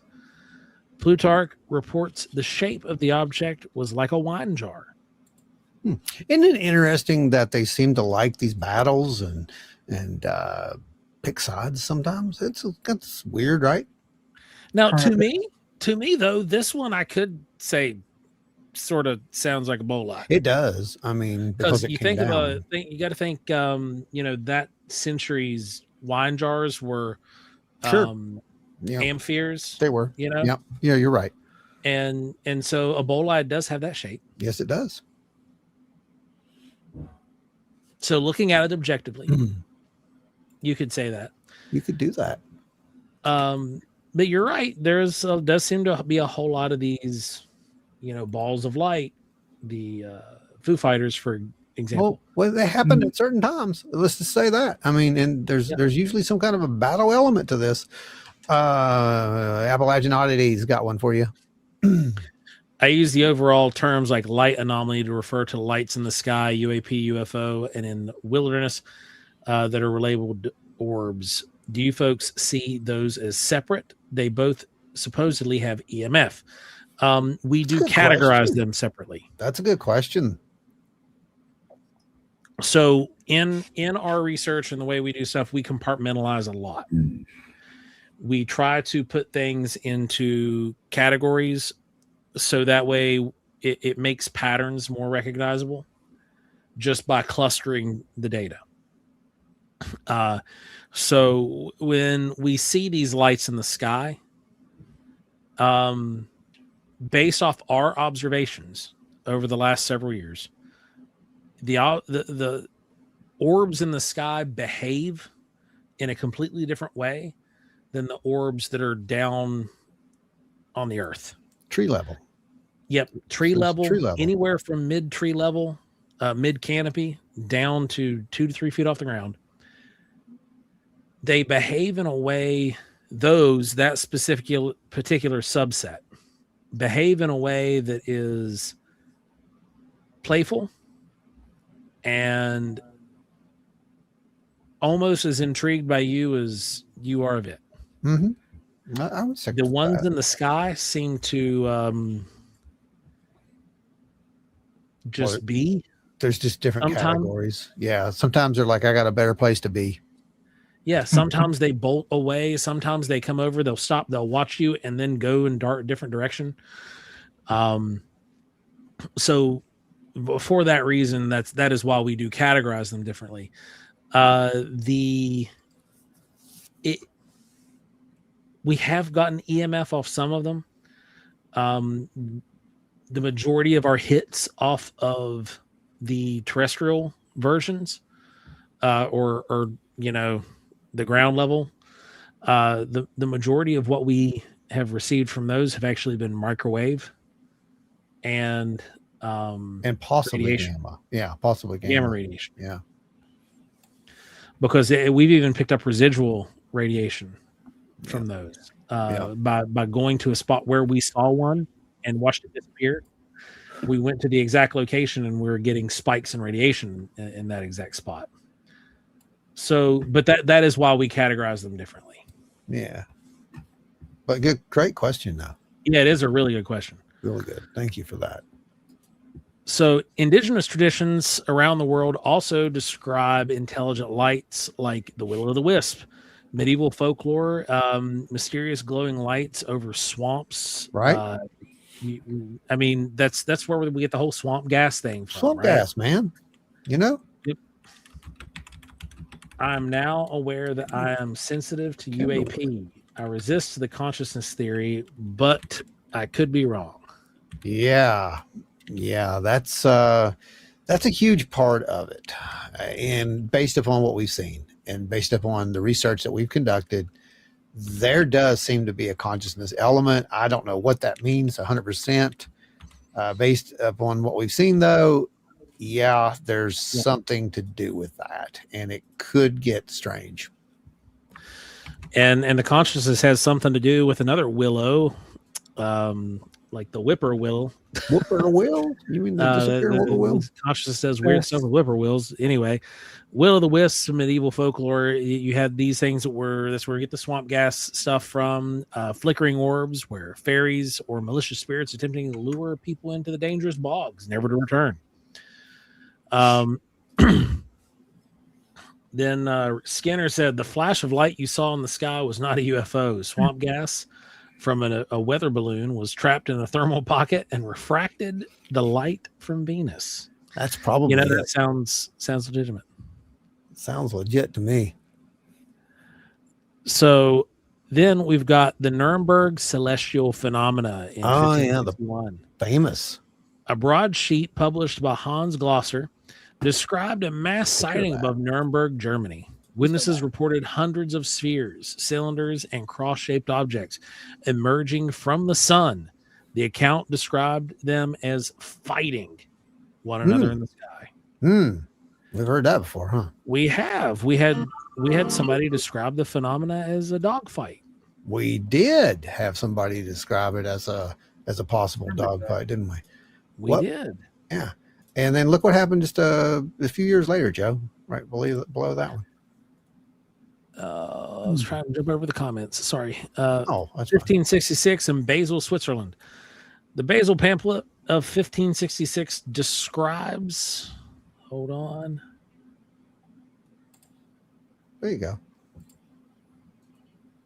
The Basel pamphlet of 1566, describes unusual sunrise and sunsets. Celestial phenomena were said to have fought together in the form of numerous red and black balls in the sky before the rising sun. The report has been discussed among historians and meteorologists. The phenomenon has been interpreted by some ufologists to be a sky battle between unidentified flying objects. The leaflet, written by historian Samuel Cockus, referred to it as a religious event. Of course they did. Right? I mean, the Basel pamphlet of 1566. I want to see 1966. I don't know. Why are you doing that? Because 1966, man, you're the Mothman. Oh, yeah. That's probably It's not the only one of its kind, but in the 15th and 16th century, many leaflets wrote of miracles and sky spectacles. Sky beings. Then we've got spook lights. Let's show that. Just show that. There we go. There you go. You guys can see that. Yeah, you see that. A bunch of little orbs in the sky, white ones and dark ones fighting each other. It's like something I've heard before. But yeah, so we have actually heard about this sky battle stuff, man. I mean, that's legit. Yeah. I mean, it goes back. You've got the Marfa lights in Texas. You've got the Queensland, Australia, from the indigenous people. You've got tons and tons of accounts. Right. And it's one of these things where the Marfa lights are still seen. Yes. You've got the Joplin spook lights that are still seen since the 1880s. You've got the Brown Mountain lights that are still seen to this date. Yes. We have, I don't know if Joe's here or not. Those guys actually went down and got some footage of that. And not long ago. That's something. That's legit. There's something there. And, you know, we have a poll. We've got a poll that's been running, and anybody who's new, the poll, let me get the poll back out there. So those of you guys who are here and who are new, remember, go ahead and slap 1 or 2, 1 for yes, 2 for no. Have you had if you have experience with an orb? Oh yeah, I'm gonna hit 1. Oh wait. There, I hit 1. There we go. Octopus saw one that lifted up over the roof of his house and then dipped out of sight over the house. That's not unexpected. Appalachian Oddity says it's possible that the lights in the sky are performing certain tasks, and then the ones that go down to Earth are curious ones, like the ones purportedly circled kill. It could be, or it could be that they're more than just one thing here. No, that's a possibility. Because we do tend to get different kinds of readings from the ones in the sky versus the ones on the ground. And, you know, there's a ton of material, obviously, you're aware of, that Kill wrote. And we do appreciate Kill's work, but there's a lot of stuff that Kill didn't have. You know, a lot of equipment that we have, modern equipment now, where we're able to differentiate based off of not just behaviors, colors, or high or low, but actual signals being generated and energy being emitted. And it gives you the ability to be able to classify things in a more coherent way than just eyewitness review, or theory. Because the thing is, the data speaks. The data is what it is, and we're sitting on years of it at this point. Yeah. Literally. So like when it comes to the orb stuff, it's like there's no experts on orbs. Like, we're not orb scientists or anything. Oh, an orb scientist. Can we do that? Can we do that? Is there a class I can take? Only if you want to get disappeared by the government. I'm good not being an orb scientist. We're an expert. But there's the methodology has changed quite a bit. And it's things have become more, I guess, practical. Like, I hate saying it that way because we're talking about something that is extraordinary. Yeah. But we're talking about something that is extraordinary, but also has tremendous amount of data to correspond with it at this point. Not just from us, but is repeatable data from at least 6 different research teams. And we're able to look at this in a way that's not just a 30,000-foot view, if that makes sense. Because that, like, back in the 60s, you had philosophy, theology, and speculation. You know, you could sit and theorize about the ideas. You could pontificate about your ideas. But even folks like Jacques Vallée have adapted and shifted and moved their stances over time on certain topics due to the ever-evolving nature of the data. As you should. And the fact that there's actual measurable data now. Right. As you should. So Cameron Wood asks, so here's the question. Are the battles in the skies opposing alien species having it out over our skies, protesters and assailants, or just battling over turf? Well, here's the answer to that. No one knows. That's the honest answer. Now, there are those who believe, and there are those who conjecture, and there are those who have some conversations, I should say, with some of these things, and they do believe, in fact, that there is, I should say, this battle between these two things that is taking place. And as I've said before, humans are probably caught in the middle if that's the case. Or the resources of Earth are caught in the middle, one of the two. It's one of the two. Humans might be the resource of Earth. I don't know. Ashley Hill. Thank you. And congratulations, by the way. Much congratulations are in order to Miss Hilt here. For those of you guys that don't know Ashley, everybody just give her a quick congratulations. She received a promotion at her job. Hey. Very, very cool. And thank you for the donation, Ashley. It will be put to good use. The Orbs made me do it. The Orbs made you see? That's what I'm saying. So thank you, Ashley, and congratulations. Everybody also check out Ashley's show on Wednesdays. We Talk Weird. And I'll give you $3 and 2 guesses on, what kind of stuff that they talk about on Wednesdays. We Talk Weird.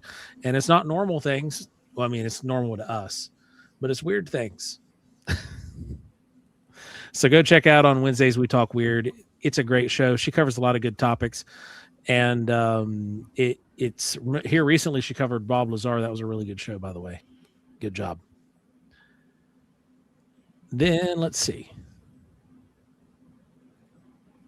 We've got oh my, look at that. Look at that poll result there you just showed. Do you see that? Cam Norwood, it's all about the data. I recognize movements in the Department of Defense videos. Disclosure is upon us, no question. Something is. Have you had any experience with an orb? Look at this. Yes, 92%. No, 8%. There is an overwhelming majority of people who are having an experience with something that is very out there to most people. And to clear this up, these numbers for these guys, this is a 22-2 who have tagged 1 or 2. Wow. Remember, if you've seen a orb, hit 1. If you have not seen an orb, hit 2. The 2s are just as valuable as the 1s because data. That's why. Yeah, right. Exactly. UFO I saw as a child was 3 red lights in the sky, which could be called orbs or balls of light. Balls of you light. got it. It was before modern drones, of course. Yeah. The red lights. That's what got me started on the whole thing too. Weird red orb in the sky. Eric Stitt said, very descriptively vague, Joe. Yeah, it's an art. He does that, man.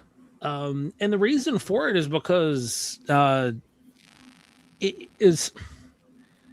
there's nothing wrong with being vague, because we're not trying to take a stance one way or the other to push a narrative or to make a group follow what we think. Our stance is more about pushing the data forward. So being able to be descriptive yet vague is something that we've had to learn how to do. Well, you can't get married to your hypothesis or your theory. Right. Because there's going to come a time, especially when the unknown, this is an unknown phenomena that we study. Being the unknown, there's always going to be challenges to that. And at some point, someone's going to find something that you didn't figure out, probably. Or there's going to be a data set that comes out that just changes it completely and puts it in a whole different light. You have to be okay with that. And that's just how it works. That's the difference between belief and data. Right, Columbus described USOs during his voyage something like candles underwater. Can't recall if he reported anything in the sky. I have seen that there were reports of lights in the sky, but I can't swear to that right now. It's been a long time. Yeah, the only ones that I remember from a ship voyage or a boat with lights in the sky was George Washington's account. And that was a light in the sky. Can we get into some woo? What do you make of the stories like Bigfoot carrying the orbs? Well, I can make a lot of things out of that. And I have. I actually made art out of that. There is a print somewhere. There is a print somewhere. I think it's one of the sold out prints. It's yeah. It's an old print. Actually, I really don't know what to make of those. We call those overlaps. And that's what we had our subject A and B overlap. Subject A being a physical manifestation of something, and subject B being a non-physical manifestation of something. Intelligence, but there was an overlap between those. What's going on, David? I got to step away here to take care of that. Your camera. That's right. Oh, yeah, you're trying to catch the aurora. Yeah, well, actually, no, I'm working on the Iris Nebula, a really beautiful blue nebula. But I am going to try to catch the aurora. I've got my DSLR camera as well. If we shall see. Well, yep. If you get hit with it, see if you see anything else out there. Oh yeah, or something else, which that happened last time I was polar aligning. That happened a few weeks ago. That's right. Yeah, I remember that. See if you see anything else. I'm going to here. I'm going to step away and pause myself, but I will try to make it back. Okay. Alrighty. If we don't have any problems or not. Good hunting. So we'll see what happens. So, like Ron said, the Bigfoot carrying the orbs, and Bigfoot with orbs in the sighting, or orbs that were seen after Bigfoot sightings, we lump all of that into subject B territory. Yeah.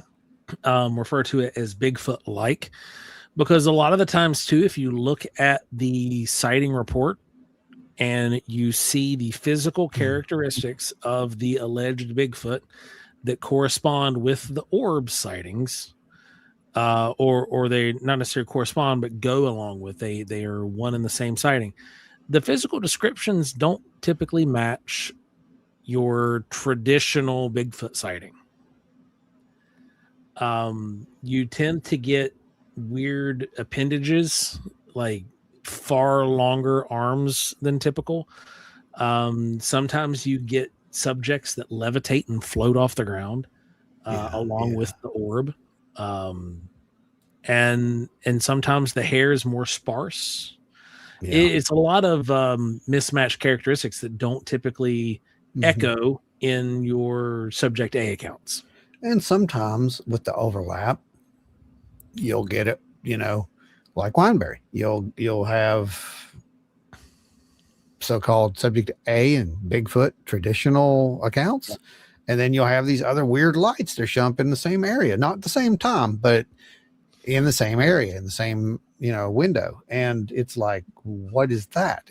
Are these lights observing the Bigfoot? I don't know, but we have to put everything on the table as far as it goes with that stuff. I really don't know what the relationship is with that, other than they do seem to occur at the same times or near the same times in a window of observation every now and again.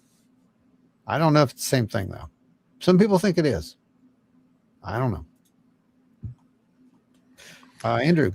Oh, sorry. Where's Andrew? Right here. Yep. There you go. If you're talking about ghost orbs. Ghost orbs. Mm-hmm. Yes, I've had numerous experiences, not the alien type stuff. And no, I've never been probed. Because you haven't met Zorp yet, I don't know, Andrew. Man. I don't know. So, but now here's the thing. We don't know if the alien type stuff is any different than what these ghost orbs are. Which is what Patrick was saying.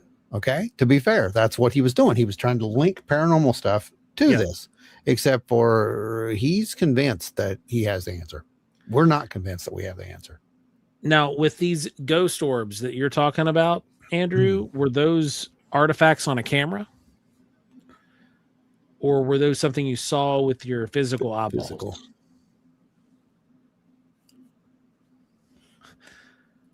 Dog Boy says, I'm picturing Bigfoot as a DBZ character holding a blue Powerball.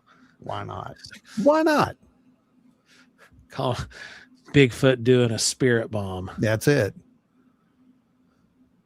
So I'm gonna Ron, I need you to make an orb for this guy. Okay, I'll make him an orb. And I'll position him. We'll make it light up as such.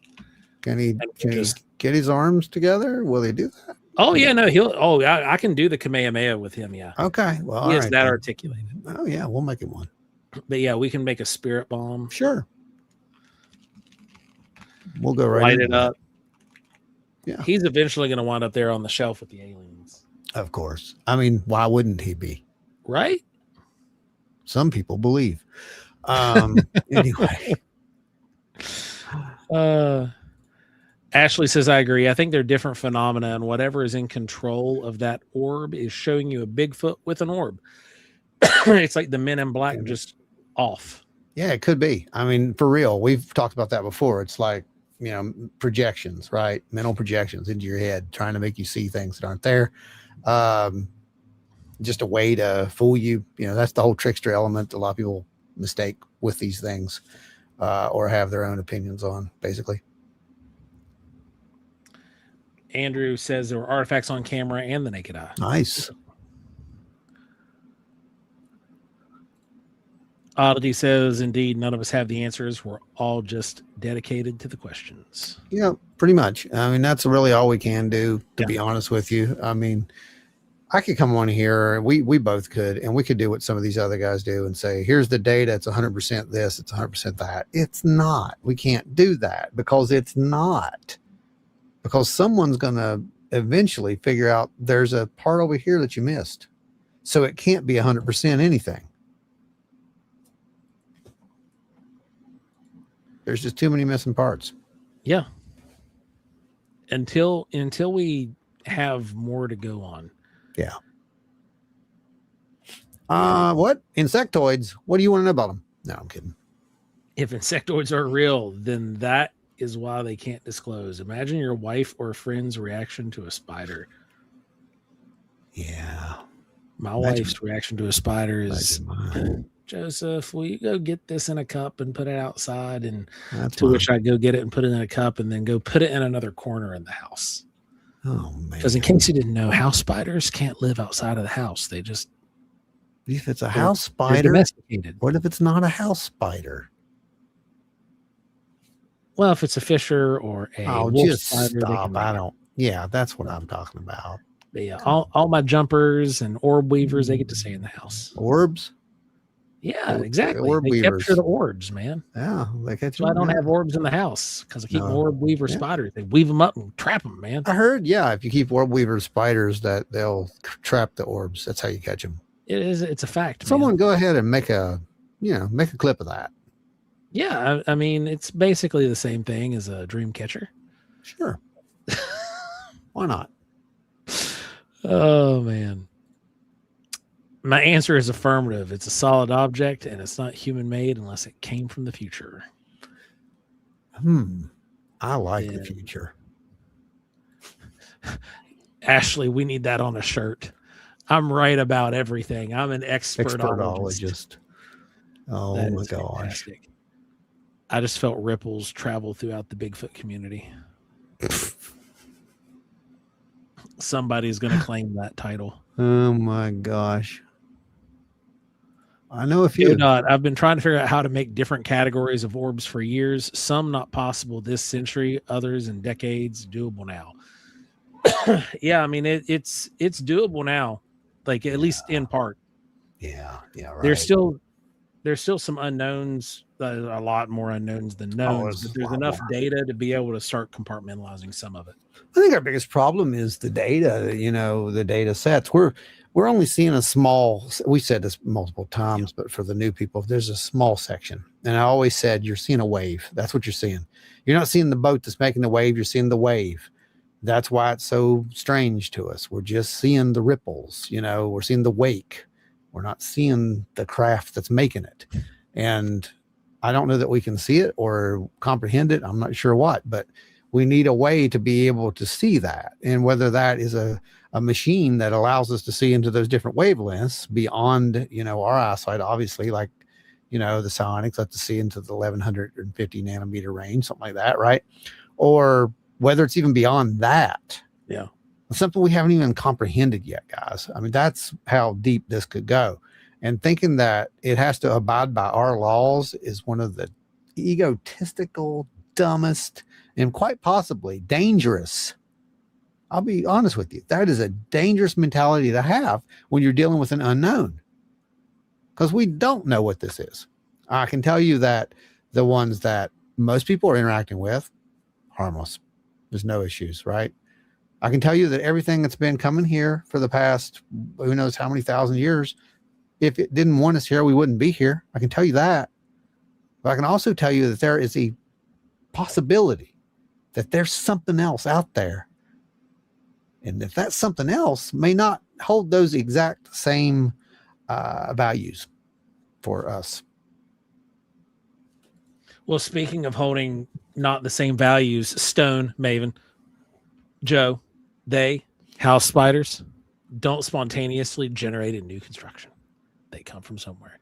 Doesn't hold the same values as me, and coming against my house spiders. You know what? No, you're right. You're right. The issue is like if you catch a spider soon after it comes in your house and throw it back out, it's going to be fine. But spiders have this bad habit of like acclimatizing, and also it's not domestication, okay? But they do. It's domestication in the same sense that we call like raccoons domesticated now. They become dependent on a specific food source, and then they will either die or get eaten by something much quicker because they don't anticipate the predators as much. So they lose a lot of their instinct over time. Then Dave Eggleston says, fine, when I finish up these microwaves and the quartz, I'll just start weaving orbs. You guys are just never satisfied. That's what we need. We need lots and lots That's of right. handmade orbs. That's a good post, actually. That's why we're here. I'm super against ghosts, Bigfoots, etc. But when you see something up close, it changes everything. And yes, it does.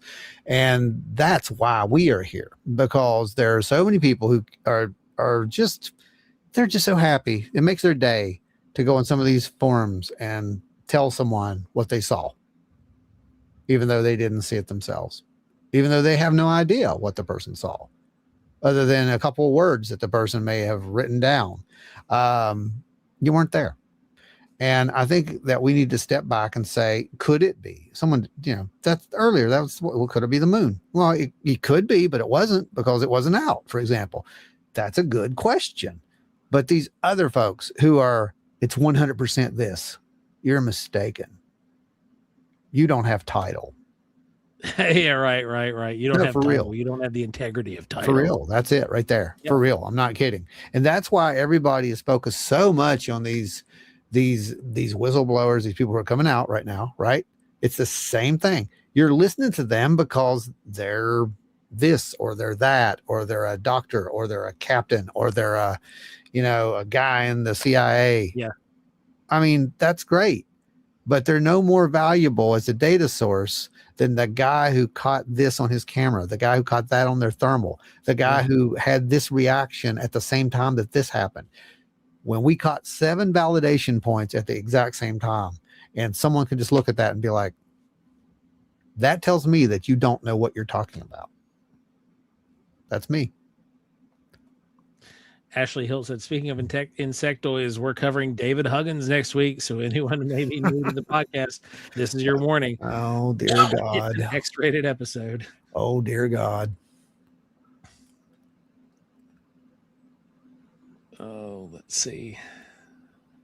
Yeah, no, you're right. Like there's that whole integrity of title stuff. It's been pushed down our throats for ages. Bigfoot community, ghost community. If you're not a historian, you can't really go hunt ghosts good. Right. Yeah. If you're not a this, then it's that.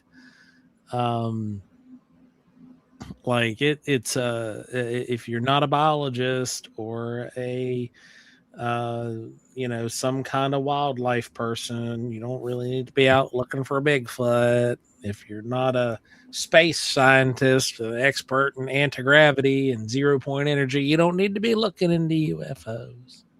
No, it's true. Just good ways to disappear. Yeah. No, you're not wrong, and I think that's one of our biggest issues. If we do have those, those people who are looking for that, authoritative thing, and then when we see us, and here we are on this one episode, we're very serious, and then the next time they see us dressed up like aliens, they're like, they're idiots. Why would we believe anything they said? Well, don't believe us. My title is "Hey Dummy." That's right. So don't believe us, but believe the data. Believe your eyes, believe your, what you perceive, because that's what that is. And it can't be given to you any better than that. It does not matter. Like you've said multiple times, the data does not care about your feelings. You have to set your belief systems aside. You have to look at the data, the raw data, and you have to try to ask yourself, well, what else could cause that? And then when you have these multiple things happening at the same time, it gets really hard. Believe me, we know. We set and we tried. We tried to figure that out multiple times. Yeah. And every time we tried, we thought we got something, the phenomena itself would react in such a way that it was like, watch this. You think you can figure that? Okay, try this. And I'm not even exaggerating. No, it exponentially would level up. That's exactly what happened. And it didn't just happen to us. It happened to Beth at first. And then it started with us. And it was just like, okay, well, I'll show you something. And then it worked right up to the end to where, like you said, there's this playful nature where, it's like reacting to the light. It's like a cat. And then I started thinking, nah, we're the cats. We're chasing it. We're doing what it wants us to do. We're watching it flying around. You're not going to see these things unless they want you to. We knew that. Well, it obviously wanted to be seen for a reason. Now, Godot was talking about the metal orbs. Yeah. And says if you make a glass from regolith and moon dust, it'll be stronger than steel. All you need is a tiny nuclear reactor, like a fridge size. That's all you need. On that. I'm going to get right on that. I just need a tiny nuclear reactor. I'm right on that for you. You know that they're actually, Ron, we covered this on the show, I think 2 years ago. They're coming up with a nuclear reactor that's the size of like a whole home generator. Yep.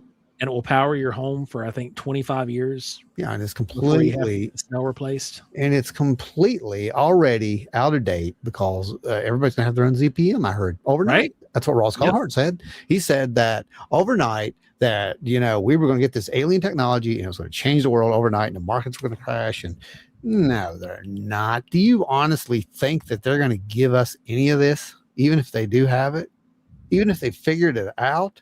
No, they're going to spend years trying to figure out how to meter it so that you can either pay for a subscription or no, for real. That's what's going to happen. No, they've spent since 1947 trying to figure out how to price it out. It's exactly what it is. And you already probably have it.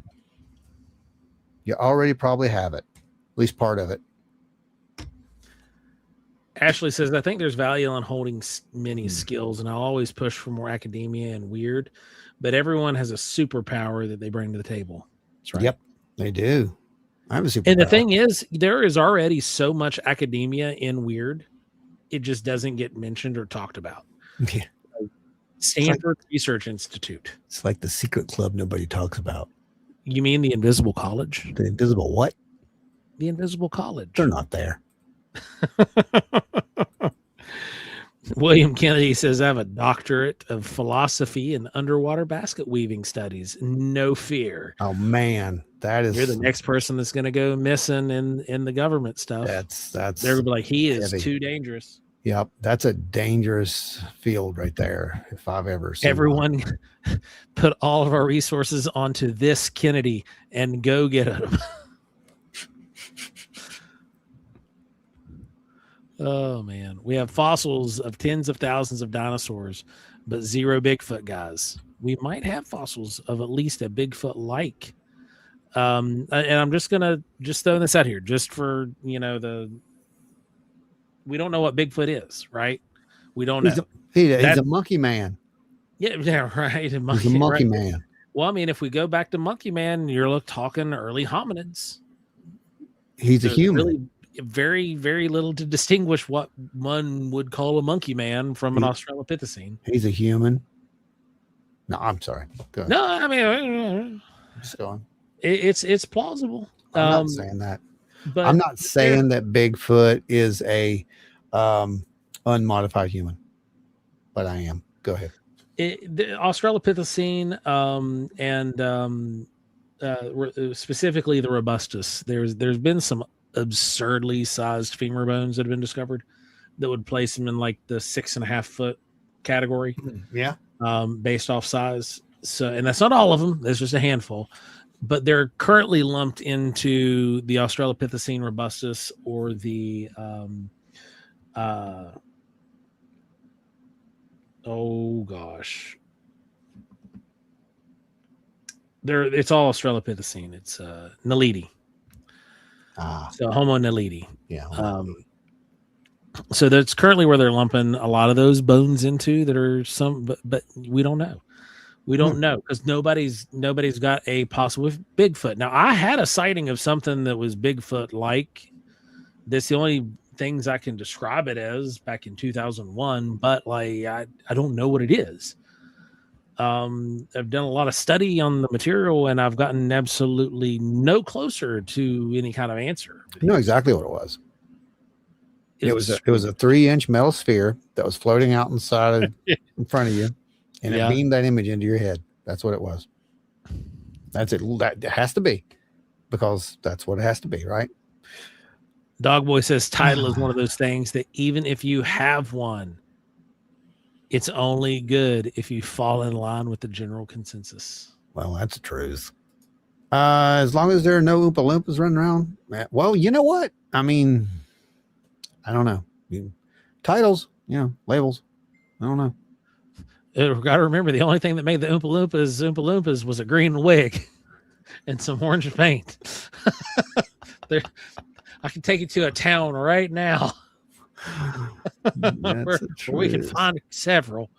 That's probably true. Octopus with no friends. There are Gigantopithecus blackie fossils, which could easily be, could be, but even Meldrum was kind of getting away from that theory. And him and Krantz were the ones that really pioneered that and pushed it and made it more of the mainstream idea. But it kind of, in the later times, after some more of the remains were found, which to be fair was like fragments, it was kind of, pushed away because it was figured out that the Gigantopithecus blackie was actually a pongan and not a hominid.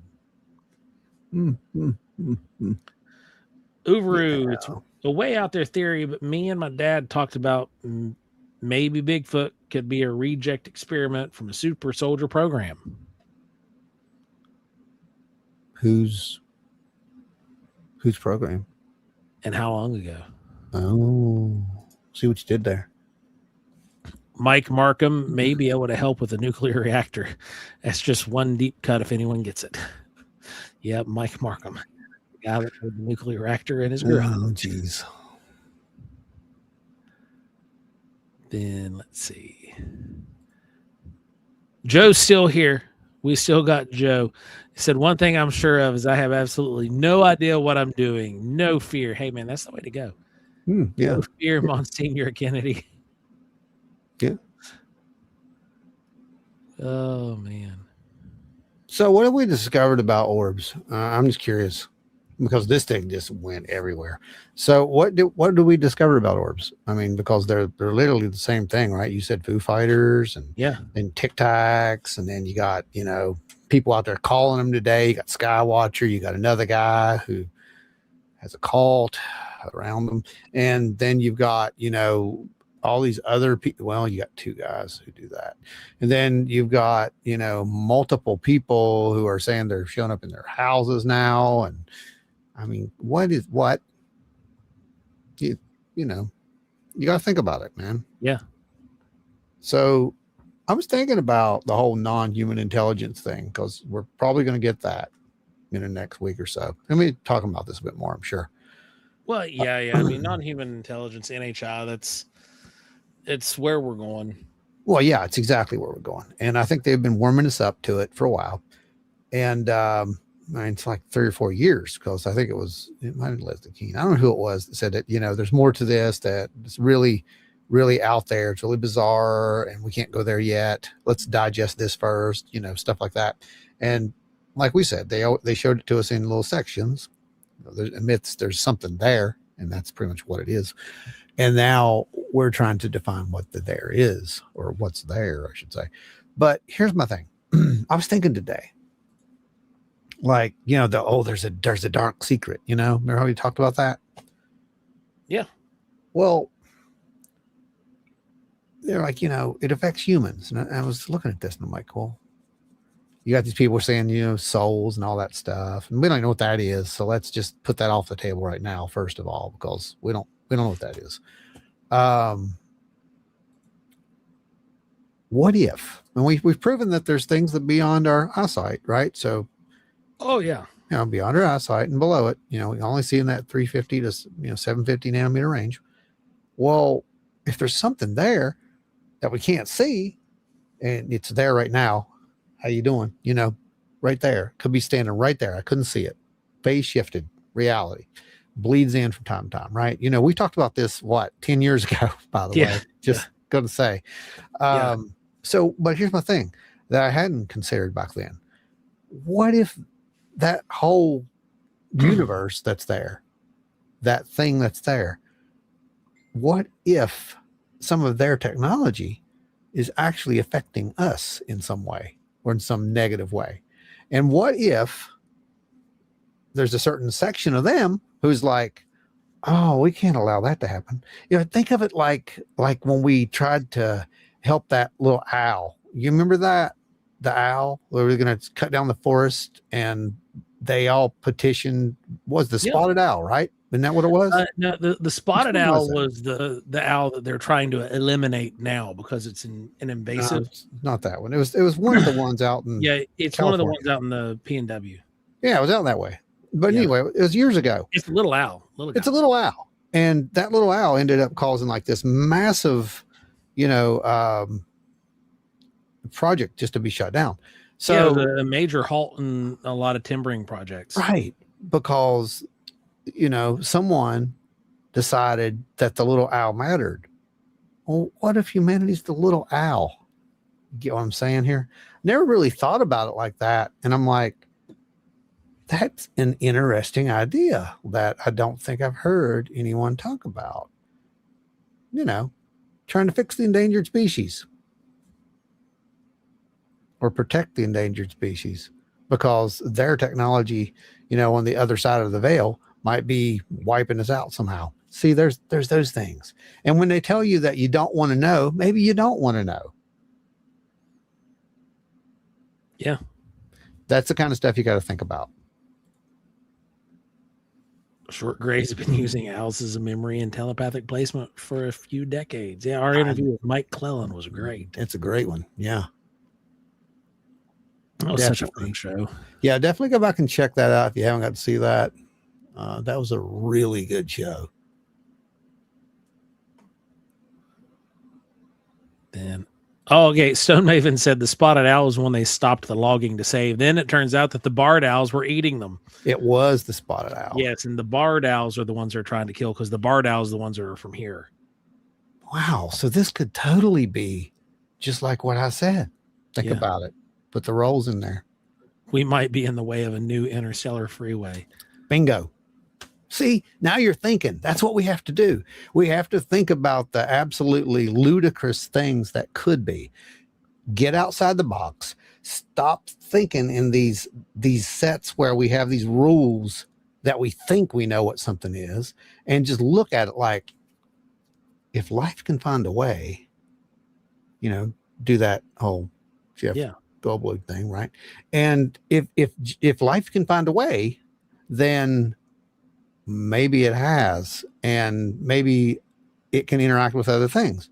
Because if you really think about it, you go outside. We said this before. You go outside, you're not interested in how many insects you're walking on as you go to your car to conduct the rest of your business, right? You don't think about that. You don't think about driving down the road. How many little things are on that road that you're destroying as you're driving along? You don't think about that. Several hundred every morning on my windshield. Probably. Yeah, that's what I'm saying. Yeah. So think about it in that kind of a term. Like, how special is how special are humans? Is the humanity in general? I mean, we may not be. And that might be the big that people are going to have a problem with. Appalachian Oddity said there's the idea that the paranormal is an omnipresent energy all around us, and we only periodically see limited sections of it, which we call anomalies. Yeah, there's several that kind of run in that same vein, actually. There's especially when you start getting into the interdimensional stuff. Well, that's what they're talking about now. So Yep. And you've got a lot of that. It wouldn't necessarily be an omnipresent energy necessarily. I mean, by proxy, it still would be, but it's almost one of the ones I heard most recently that was being talked about by some professors that are working alongside CERN, was talking about like a folded universe theory where you've got multiple dimensions kind of close and periodically they touch and things could bleed through. I could totally see that, man. That's and they even talked about that with those supercomputers. Yeah, the quantum thing, right? Quantum computing. Yep. Yeah. Quantum computing. Thought it pulled its information so fast it had to pull it from another dimension. Mothman was just an owl from the local bird sanctuary, according to some folks who have never set foot in West Virginia. That's right. 100% correct, Ash. Yep. My favorite thing is when Maria don't really talk about this stuff that much, but when we're watching a program and they bring up Mothman and someone talks about it being an owl, and if you really want to watch her reaction to that, it's really funny because it's like, yeah, no one's going to tell me that was an owl. It's just, yeah, you're right. That wasn't an owl. Owls aren't, 6.5, 7 foot tall, and they don't have 10-foot wings. You're 100% right. So I don't know what that was, but it's just hilarious when you really sit back and do the research on some of this stuff rather than just reading books. Get out in the field, man. Get out in the field, do some stuff. We're going to take, the funds that you guys give us, and that's what we're doing. We're going out in the field, we're buying some stuff, and you're going to see it in strange realities, because reality is very strange. It's getting stranger. It's getting stranger, and that's why we made Strange Realities. Again, I think that was the whole purpose of this. I think it's either, hey, you guys can write a book, or you can do this. I'm going to do this. This is how we tell our stories. Maybe one day we'll make a book out of the stories. I don't know. But the point is, reality is very strange, and we need to start thinking outside the box and showing the data that there is something outside that box, So that's our goal, and that's what we're going to do. And we thank you, every single one who has donated, those little super stickers, all that. It matters, guys. And we could not be more grateful. Scorpius says we are merely ants to sufficiently advanced beings. They have zero interest in our communication or our opinions. I mean, we have quantified enough data to say that they at least have interest in our communications. Now, our opinions, that is a completely different ballgame. They probably could give a rip about our opinions. I'll agree with you there, but we've got enough data to point that they at least take some interest in our communication. And you will see that. Well, you've seen a lot of it already on Paranormal Horizons, but you're going to see more of it coming in Strange Realities. Yeah, there's a lot more, but always testing the theories. But yeah, I mean, and again, there's a they, right? So how many theys are there? Because, it depends on which they you're talking about. There probably are some that could care less. And then there are the others who are definitely, they care. I know there's other people with, don't believe that. They're tricksters. They're liars. Yeah. Well, you know what? I know a lot of humans. Thank you. Read my mind. Yeah. There are tricksters and liars on both sides, and we have to be very careful. I'm saying that because you are one. I mean, we have to be very careful. Right. Very careful. Go touch grass. No, I didn't. I just told you to go out and research. That's touching grass. I'm always definitely touching grass, but you gotta, just do some research. Go on and do some stuff. Oh man, it's amazing well, when you guys, see it for yourself. Well, let me grab the thingy. Go ahead. Oh Joe. yeah. This is the thing you rehearsed and went good one of 2 times. Yeah, there's 50% chance I can pull this off. 1 out of 2 ain't bad. I mean, it ain't really. Think about it. How many times has that happened for you? It's like, you know what? It's either work or it At least won't. 50% of the time. This is what happens when you do live shows, though. You really get to the point where you just don't care. And it's just like, I don't care. If this works, it'll be great. If it doesn't, what are they going to do? Doesn't matter, we'll try it again later. What are we going to do? There's just people going to boycott the show? Probably not. All 2 of you. Right? Exactly. So let's fire this up. Let's see what we got. I'm going to make some noise. Get some noise here. Yeah. All right. Wish me luck on this, Joe. This is going to be very hard to do. What I can tell you, I already hear Rush. That's funny.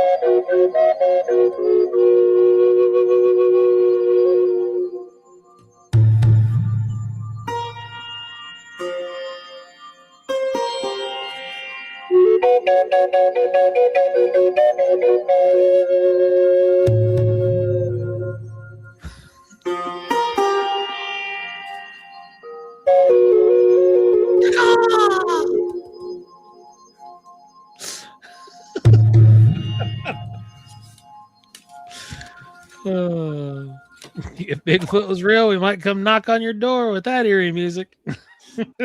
Oh man. Well, Byron, good to see you tonight, brother. Well, that was I think that was okay. That worked out pretty good.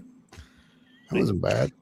Never played flute and drum at the same time. It's kind of an experience. Two instruments at once. Well, I used to do that with guitar and keys, so I figured it couldn't be that much harder to do. But but anyway, yeah, I think it was a pretty fun little show tonight. And thank you all. Glad you enjoyed that. That's a little snippet of some of the weird stuff you'll probably hear in our upcoming project. And it may actually cause a white buffalo just right in the living room. Normally I burn sage before the show. I'm going to have to burn it after this. Oh, that's funny. That's so funny. You guys are hilarious. Anyway, yeah, that's a little something that you're going to be hearing. Probably not that, but you're going to be hearing something very similar to that in an upcoming project. And it's going to be fun. Can't wait to get it out there for you guys. Oh man, you guys are a blast. Thanks for hanging out with us tonight, everybody. Appreciate you guys jumping in, and all of the donations tonight. Again, don't miss out. We are going to be giving away at least 2 copies. Right. Jordan Booker's new book, titled "Bigfoot and Better Thinking" by Jordan L. Booker.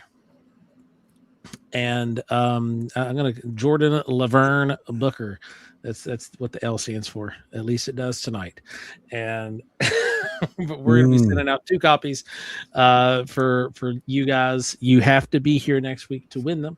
But there will be a magical wheel of doom spinning, and it will work out.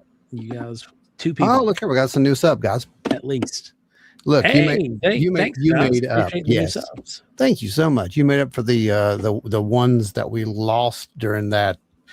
Whatever in the world possessed me to try that. But I don't know. I think Byron was right. There's a bald eagle flying in the background. It could have been.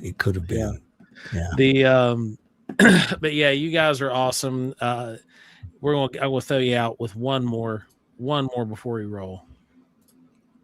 Oh, sorry. What was that one? Where? Oh, sorry. That was thank you from Bonnie. Oh, Bonnie Blue. Hey, they're like Dave said earlier, chance of Aurora this weekend. Get out there if nothing else. Tonight at 11. If you were north of Tennessee. Okay. Yeah, get out there. You never know, because the last time, what's weird about that, Joe? Every one of the big auroras seems to have happened during the live. Yeah, they have. Coincidence? Yeah. So tonight at 11 Eastern. Okay. And it's all the way down to the bottom line of Tennessee across the U.S.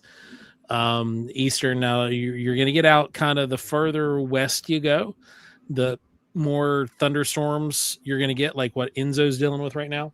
Yeah. But if the farther east, the Carolinas, Tennessee, West Virginia, Jersey, New York, we're all going to be able to see it. What are we hearing on space weather right now? Oh, it's very quiet right now. Well, yeah, it's supposed to hit. Their theory is right now they're looking at 11 o'clock. So stay tuned, keep an eye out, and in the meantime,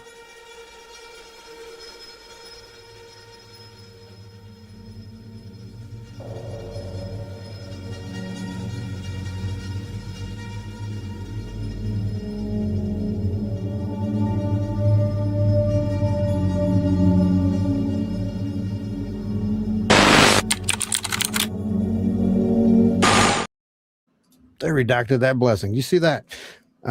Thank you, Appalachian. I'm hoping that you got something from it.